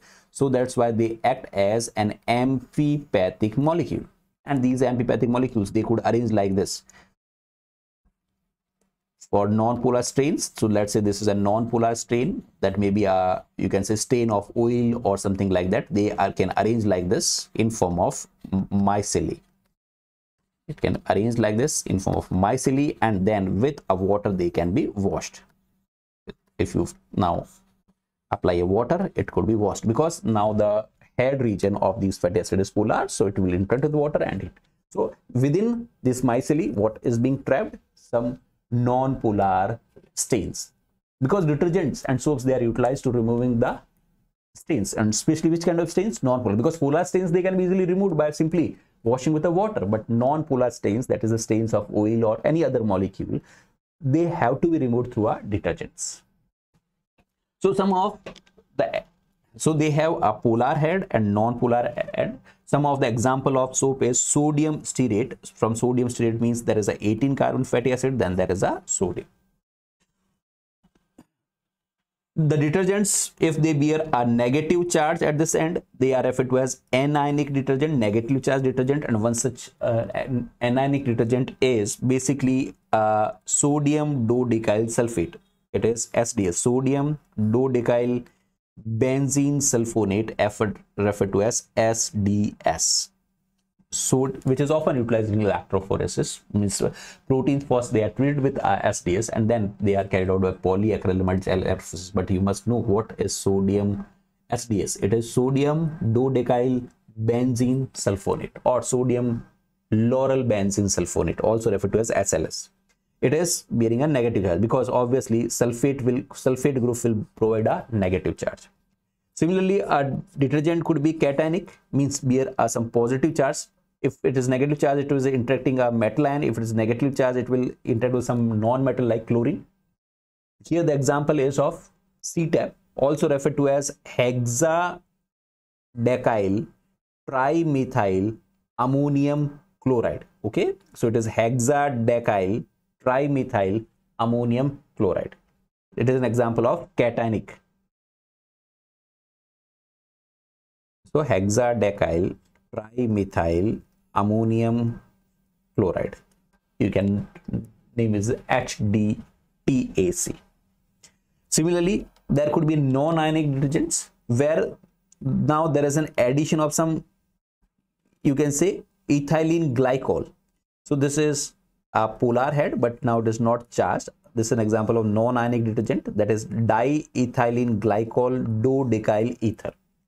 So ethylene glycol has been added to this. So detergents could be cationic, anionic, or it could be non-ionic. Then just again, you do not have to remember the structure of them. What you have to remember is the name of these detergents. Okay, only the name of these detergents, they have to be kept in the mind. Okay, let's move further. Now coming to the association of these fatty acids to glycerol to form fats and oils. So fats and oils, basically they are glycerol. So this is, let's say, the structure of a glycerol. This is a structure of glycerol. And let's say this is the structure of some fatty acid, COOH. This is some fatty acid. So there is a condensation reaction, OH from acid side and H could be released from this side. So you form a, let's say this is R1. You associate one acyl chain to glycerol. It would be referred to as monoacyl glycerol.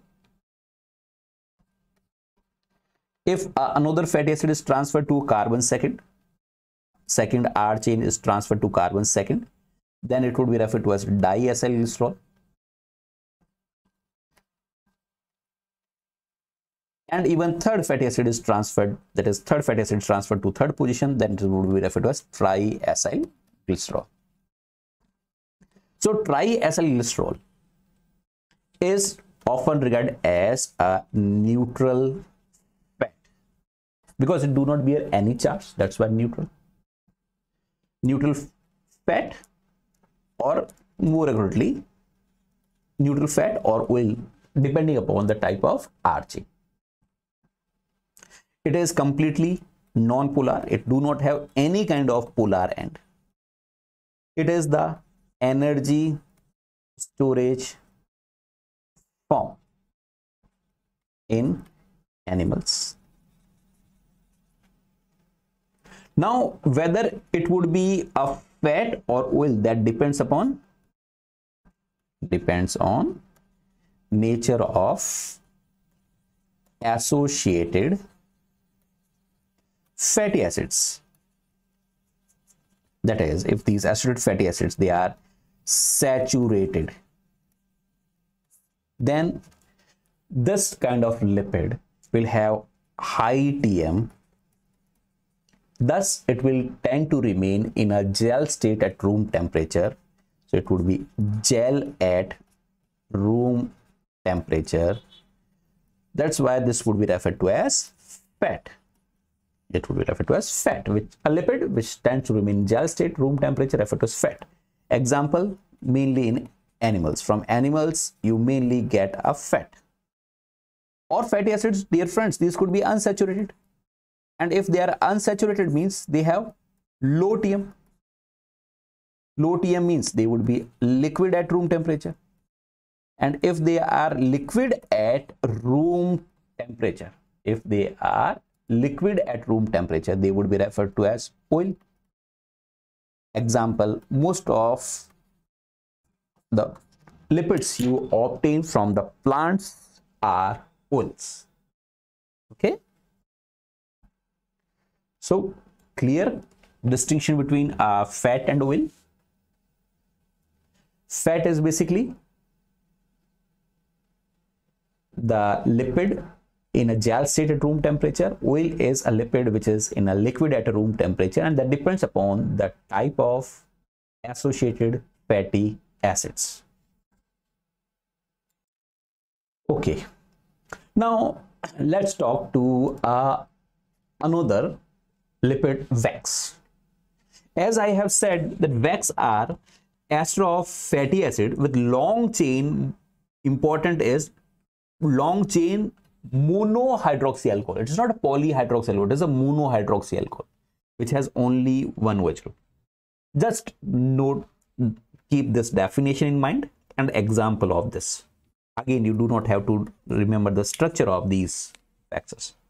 There are three important wax: bee wax, carnauba wax, spermaceti wax, and all three, whether it is a carnauba, spermaceti or bee wax, they have very high Tm and viscosity, because simply first they are the fatty acid, okay, and then there is an association of another long chain some alcohol like this. This is monohydroxy alcohol. So such kind of structures, they will form a better aggregate together. That's why even candle wax, you know, it's a very hard structure. You have to give some temperature, then only it will melt. Okay, so they have very high temperature and viscosity. Now, up to this, we have discussed about simple lipids. Simple lipids, they were having only carbon, hydrogen and oxygen, where carbon and hydrogen were very high and the proportion of oxygen was very less. Now moving to membrane lipids. Membrane lipids, they are first derived lipids. They are derived lipids. They have some other groups besides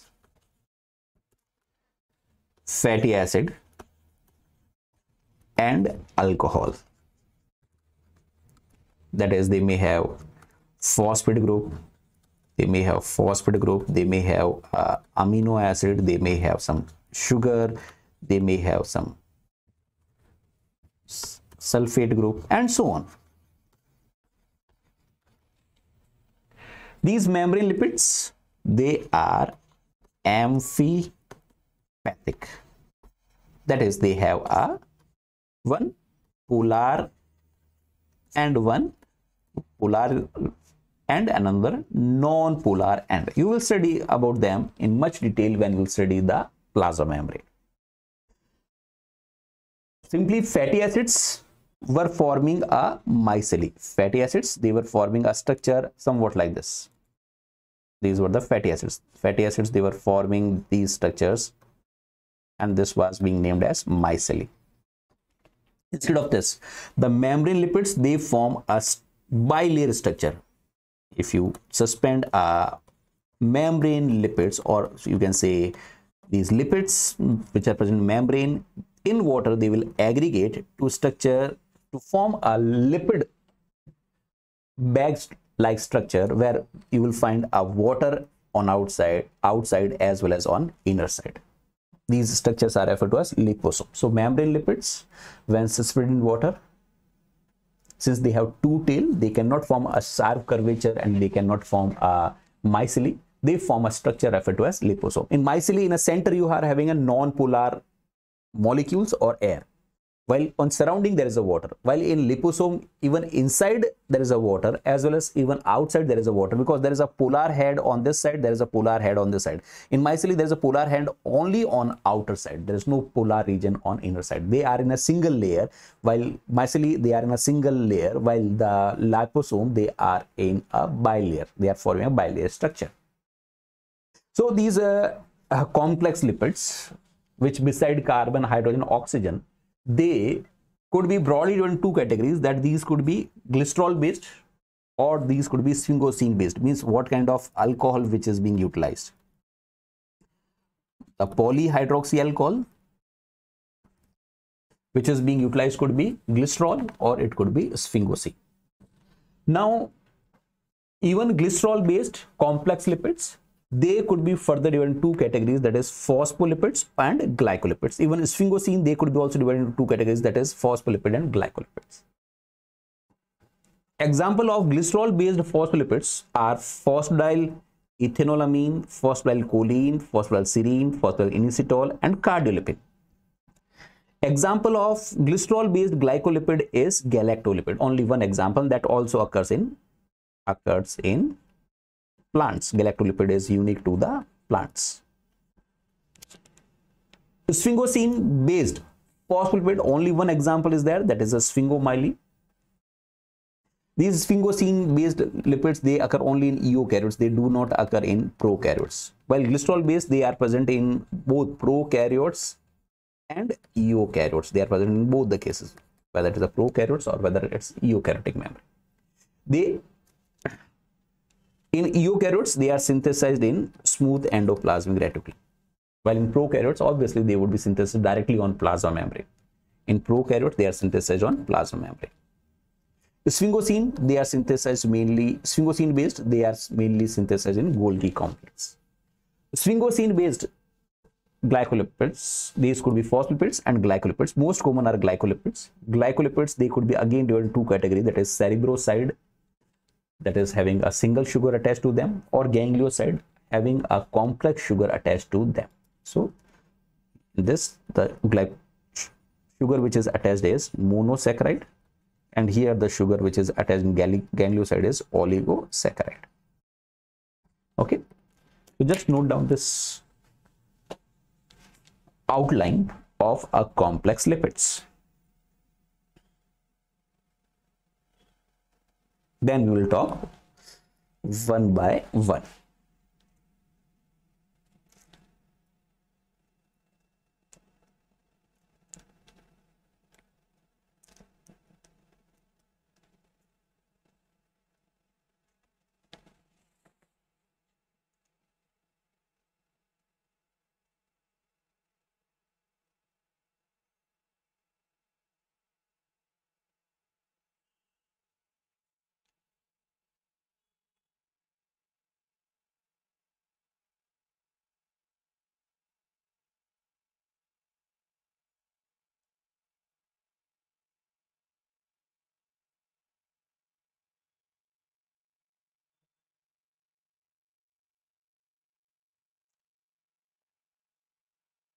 Okay, let's move further.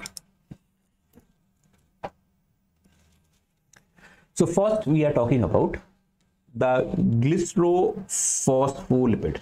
So we are going to discuss this class, that is Glycerol Phospholipid. okay, which include phospholethylamine, choline, etc.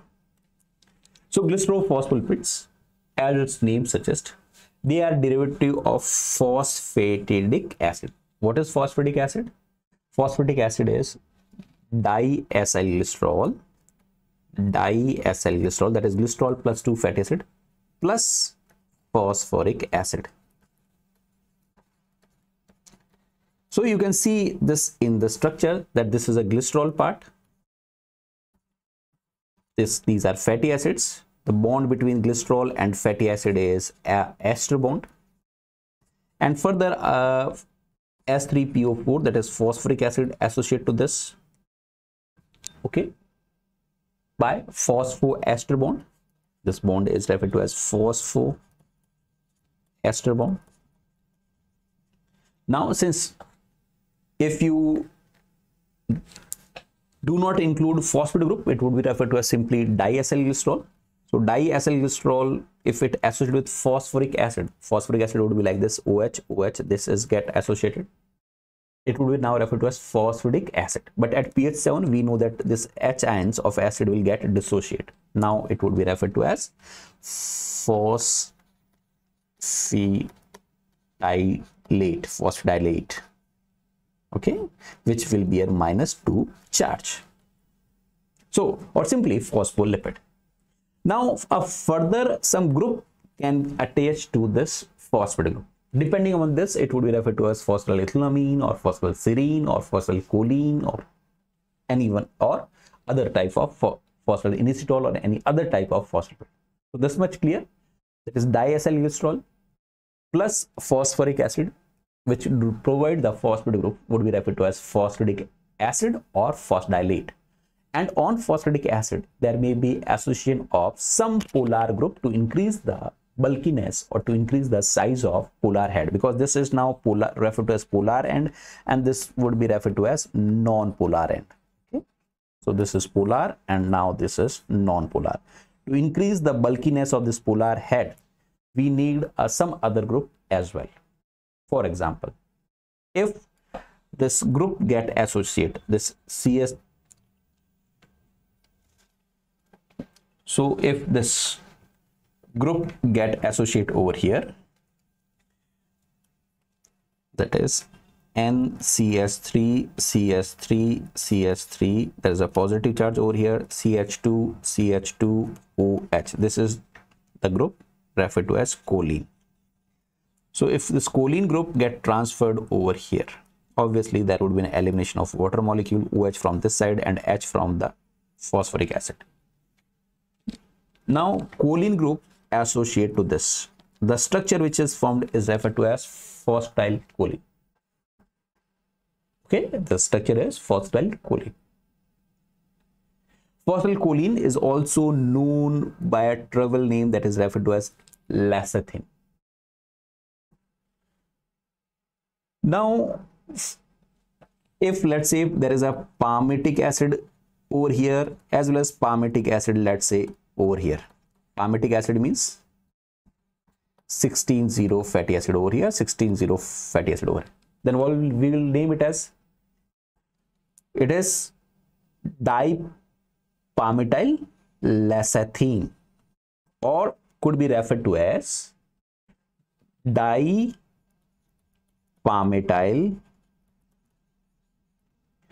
phosphodiol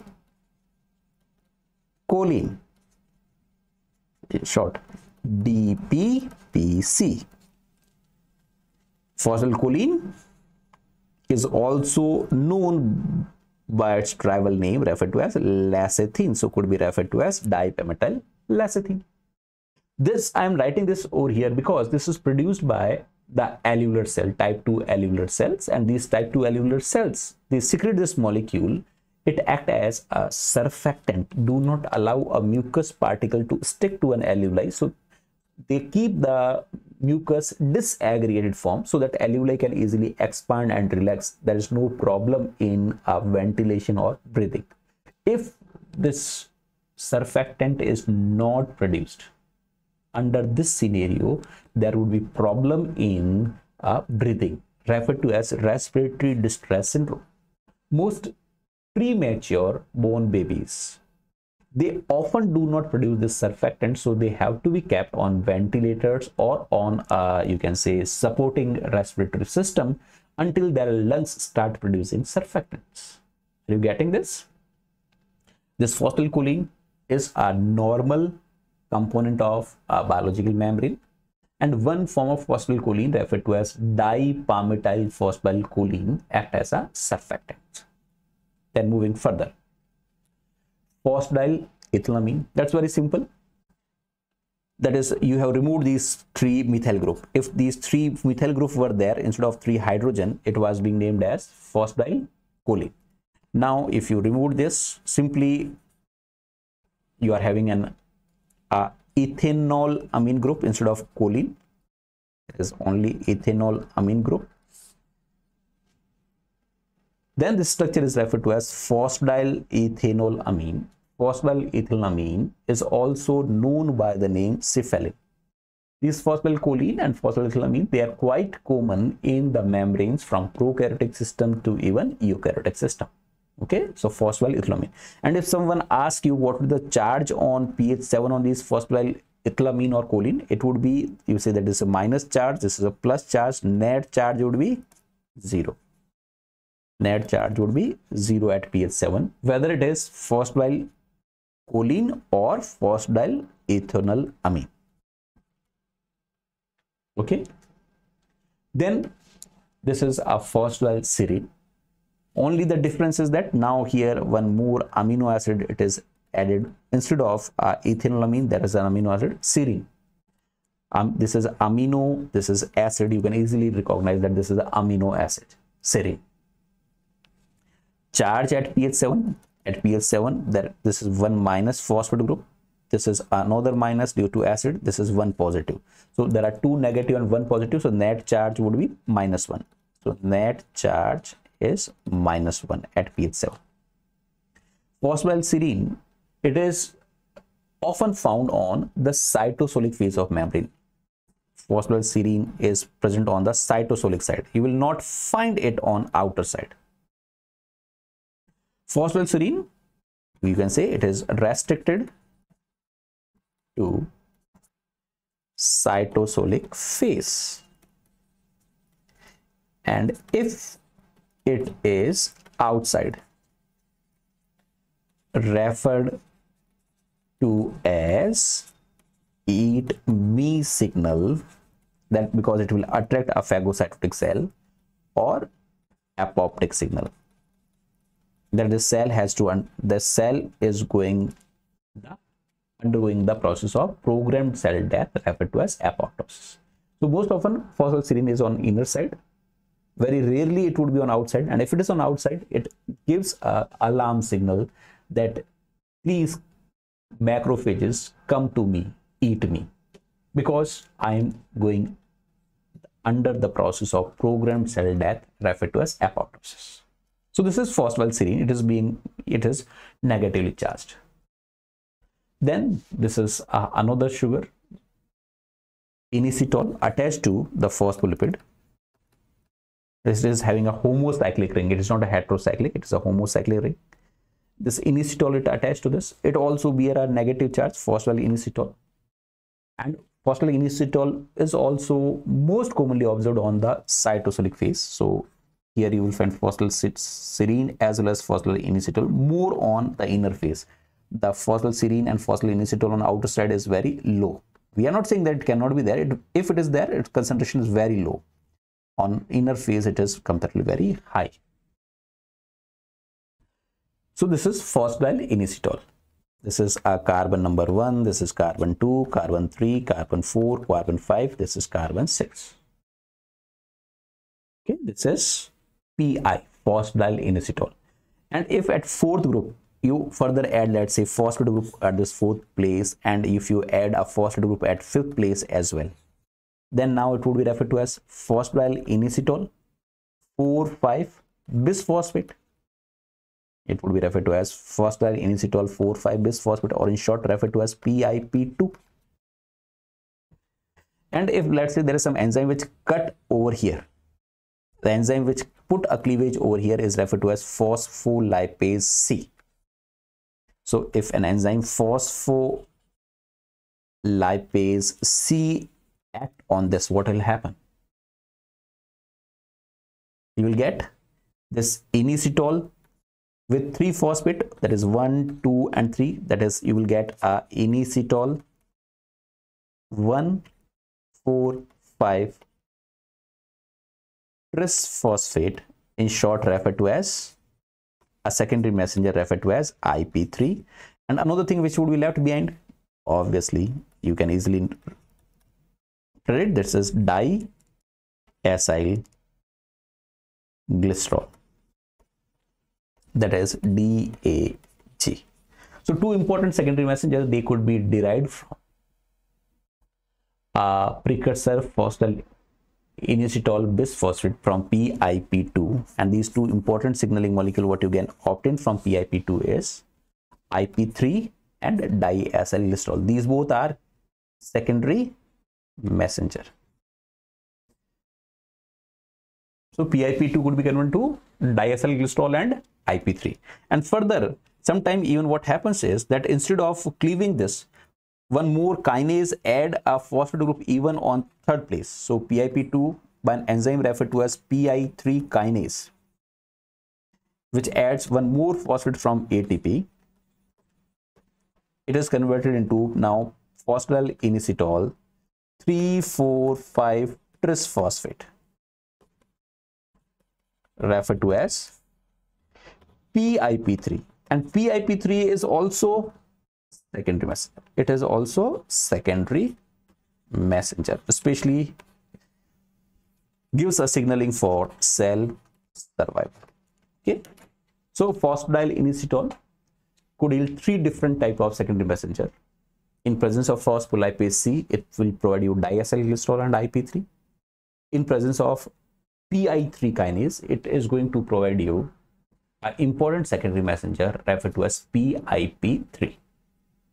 Diacyl glycerol and PIP3 both are membrane resident secondary messenger. They do not freely diffuse in cytosol. While IP3 can simply diffuse in cytosol, while PIP3 or diacyl glycerol, they will remain on the inner leaflet and they will keep on giving a signaling. Okay.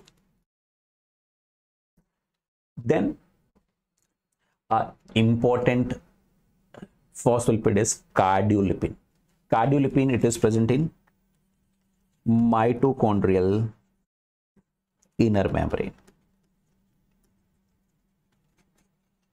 It is basically diphosphodilglycerol. That is, let's say this is some glycerol. Again, you do not have to remember the structure, but I'm just try to represent this, that this is now CH2OH. This is diacyl glycerol. And if you add a phosphate group to this, now this is phosphatidate or phosphoric acid. Similarly, you can put one more phosphoric acid over here, let's say.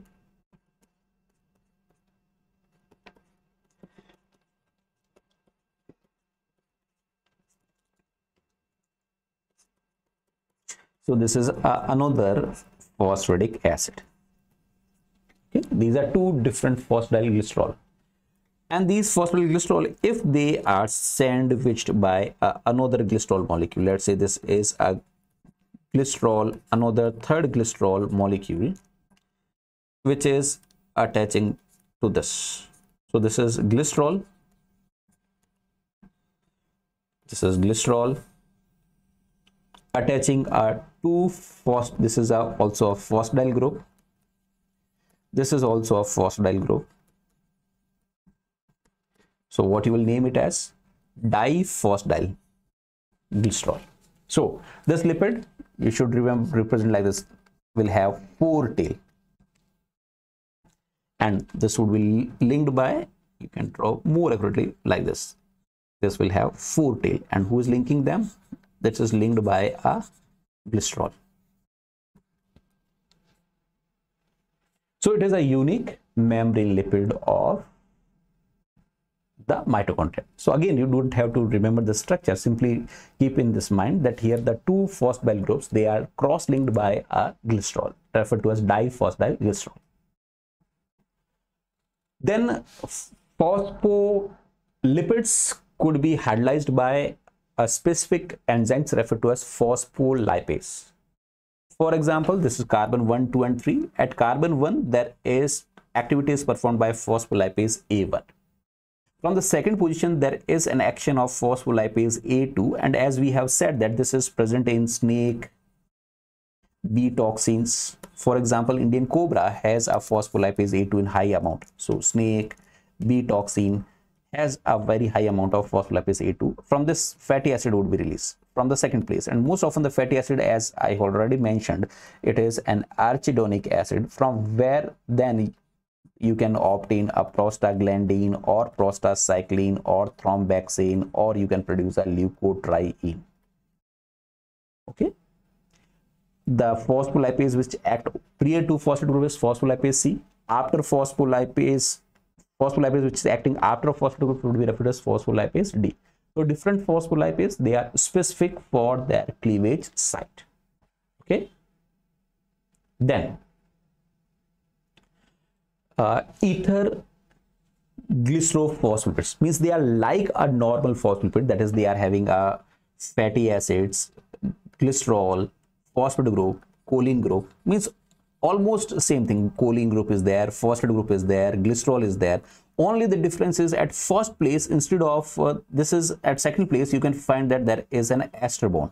At first place, instead of ester bond, if there is an ether bond, then we will see that they are ether linked glycerol phospholipid. And one of the best example of ether linked glycerol phospholipid is platelet activating factor. So keep only one thing, note down only one line, that platelet activating factor is basically a ether linked glycerol phospholipid. That is carbon 1, instead of fatty acid, instead of ester bond, it associates through a ether bond.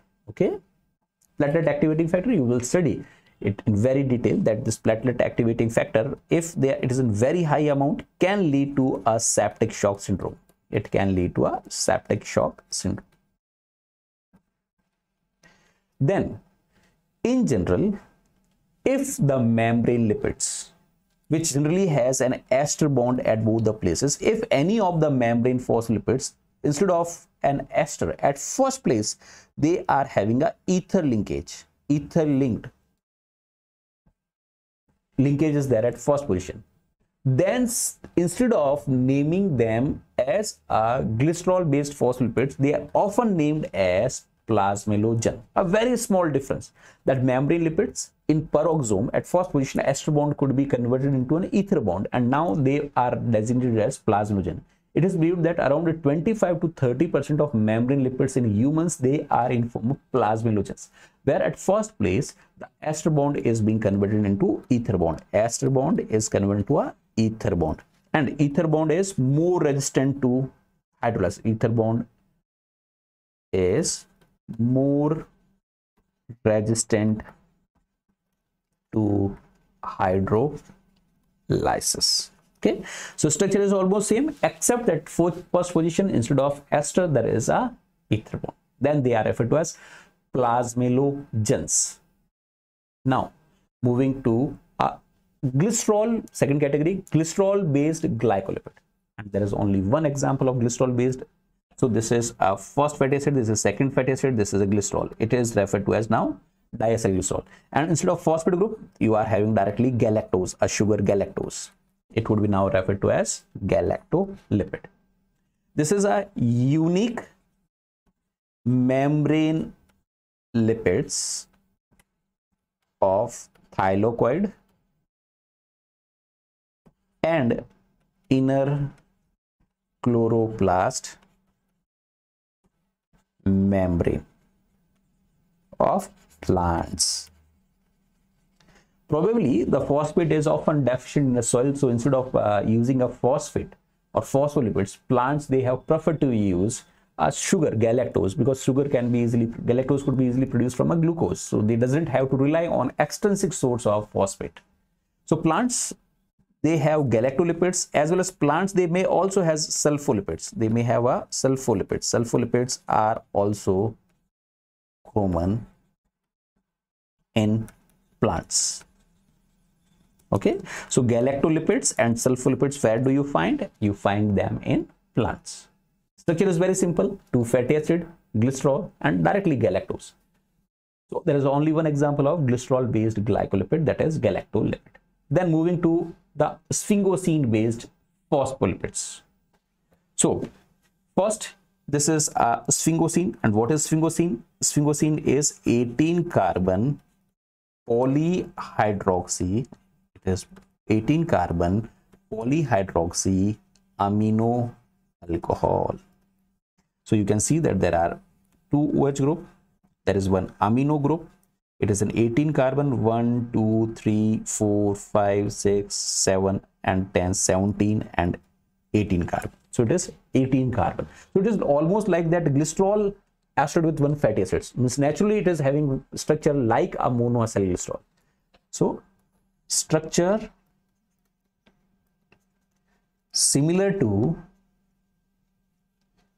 monoacyl glycerol. So on sphingosine,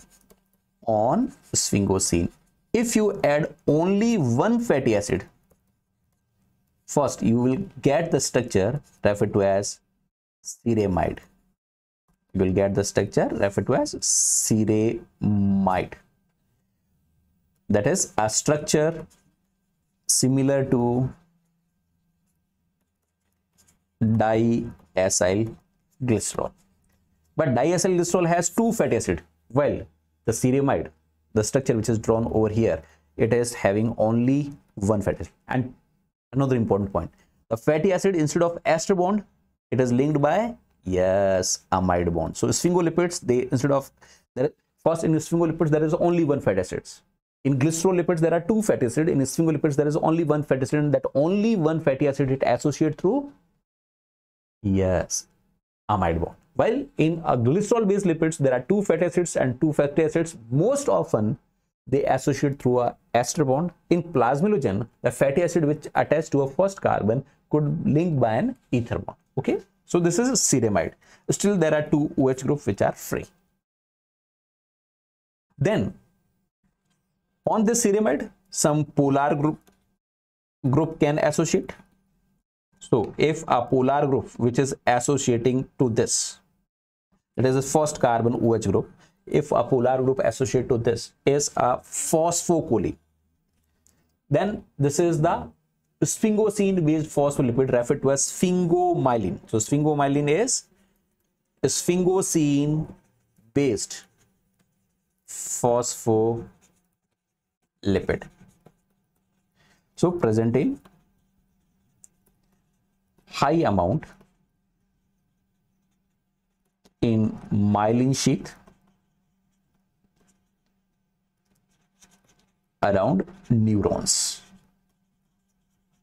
Where it was first identified, it was present in high amount in myelin sheath around the neuron. It was sphingosine based. It was named as sphingomyelin. So it's very simple. So let's say there is a glycerol plus a phosphate plus choline, and then there are 2 fatty acids. This is phosphorylcholine, and sphingomyelin, what has it? Has a sphingosine plus 1 fatty acid plus phosphate plus choline. So from superficially they will resemble with each other.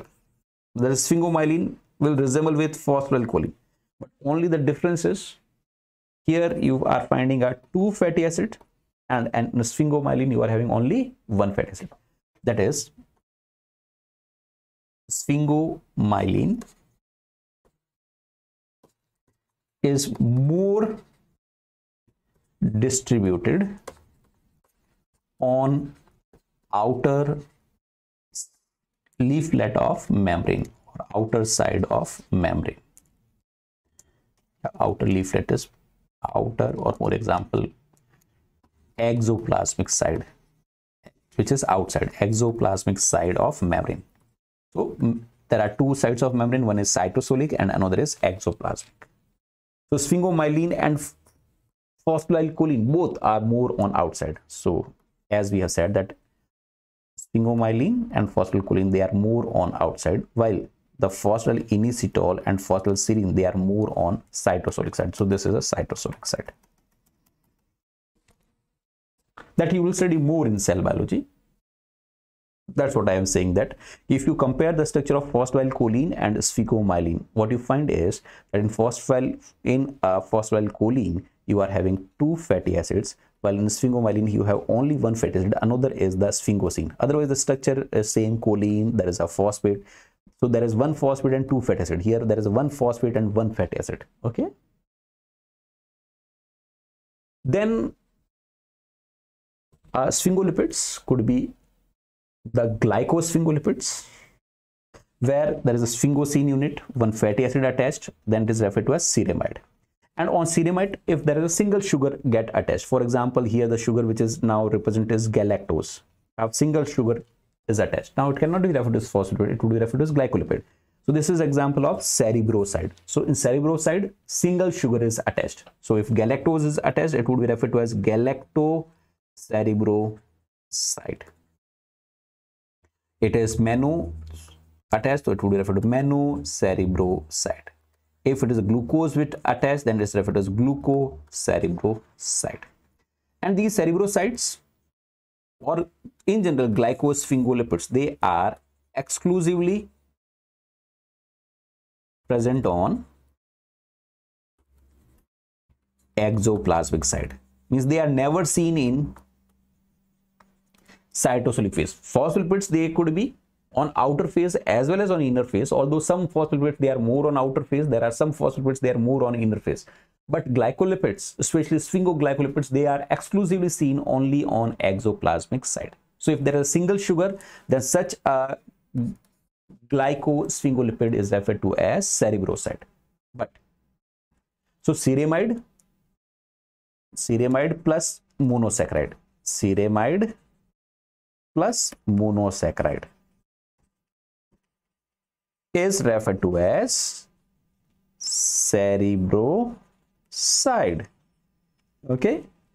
Similarly, if there is a ceramide plus 1, 2, 3, 4, 5, means there is an oligosaccharide.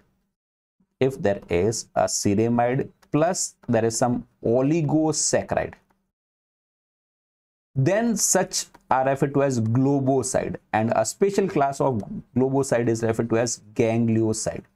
So globosides are a type of glycosphingolipids with more than 1 sugar. Gangliosides are a type of globosides where one of the sugar is sialic acid. One or more molecules are sialic acid. Sialic acid is neuramininic acid, N-acetyl neuramininic acid. So this is the sugar which is represented over here. This is a sialic acid. So if they are having 1 or more sialic acid in their structure, they would be referred to as, yes, ganglioside. If there is only one sialic acid, only one sialic acid is there in a structure, then they would be referred to as GM gangliosides. That is monogangliosides. Now, depending on rest of the sugars, these GM gangliosides, they could be separated by electrophoresis. On basis of electrophoretic mobility, they could be referred to as GM1 ganglioside, GM2 ganglioside, GM3 ganglioside. For example, here, this is the structure of GM1 gangliosides. So different gangliosides, they will have different type of sugars, due to which definitely there will be change in molecular weight, which will affect their electrophoretic mobility. And on basis of electrophoretic mobility, these different monosialate gangliosides, that is GM1, GM gangliosides, they could be classified as GM1, GM2, GM3 gangliosides. Some of important gangliosides, that for example, this GM1 ganglioside, it is a receptor for cholera toxin. GM1 is a receptor for cholera toxin. Cholera toxin act on those cells which display a GM1 ganglioside. Similarly, GM3 ganglioside, it is a receptor for influenza virus. It is a receptor for influenza virus. Okay, got this? So this is the globoside. A special class of globoside is referred to as ganglioside, and in gangliosides again there could be GM1, GM2, GM3 gangliosides. Now you can note down some lipid storage diseases, the diseases which is related to the lipids. One is, just note down, you will study them in cell biology and somewhere else also. Niemann-Pick disease is due to a deficiency of sphingomyelinase. Means these are the enzymes, lysosomal enzymes. Okay, and these important lysosomal enzymes, if they are not functional, then there would be some diseases. For example, Niemann-Pick disease is due to accumulation of sphingolipids due to a deficiency of sphingomyelinase. Similarly, Gaucher disease is due to absence of glucocerebrosidase in lysosome, which leads to an accumulation of glucocerebrosides. It leads to a Gaucher disease. Tay-Sachs disease is due to a deficiency of hexosaminidase, also referred to as GM2 gangliosidase. If this is absent, it will lead to a Tay-Sachs disease. All three disorders, they are autosomal recessive disorders. So my dear friends, this was the important points about the lipids. Okay, again, try to make a very simple notes. Lipids, complete lipids should not be more than 2 pages. Just make a chart. What are the simple lipids? What are their functions? What are complex lipids? Make a chart of that. And if you are having some important point about that particular lipid, for example, phosphorylserine, it is not seen on outside, or the role of surfactant is performed by dipalmityl phosphylcholine, note it down. Make short notes.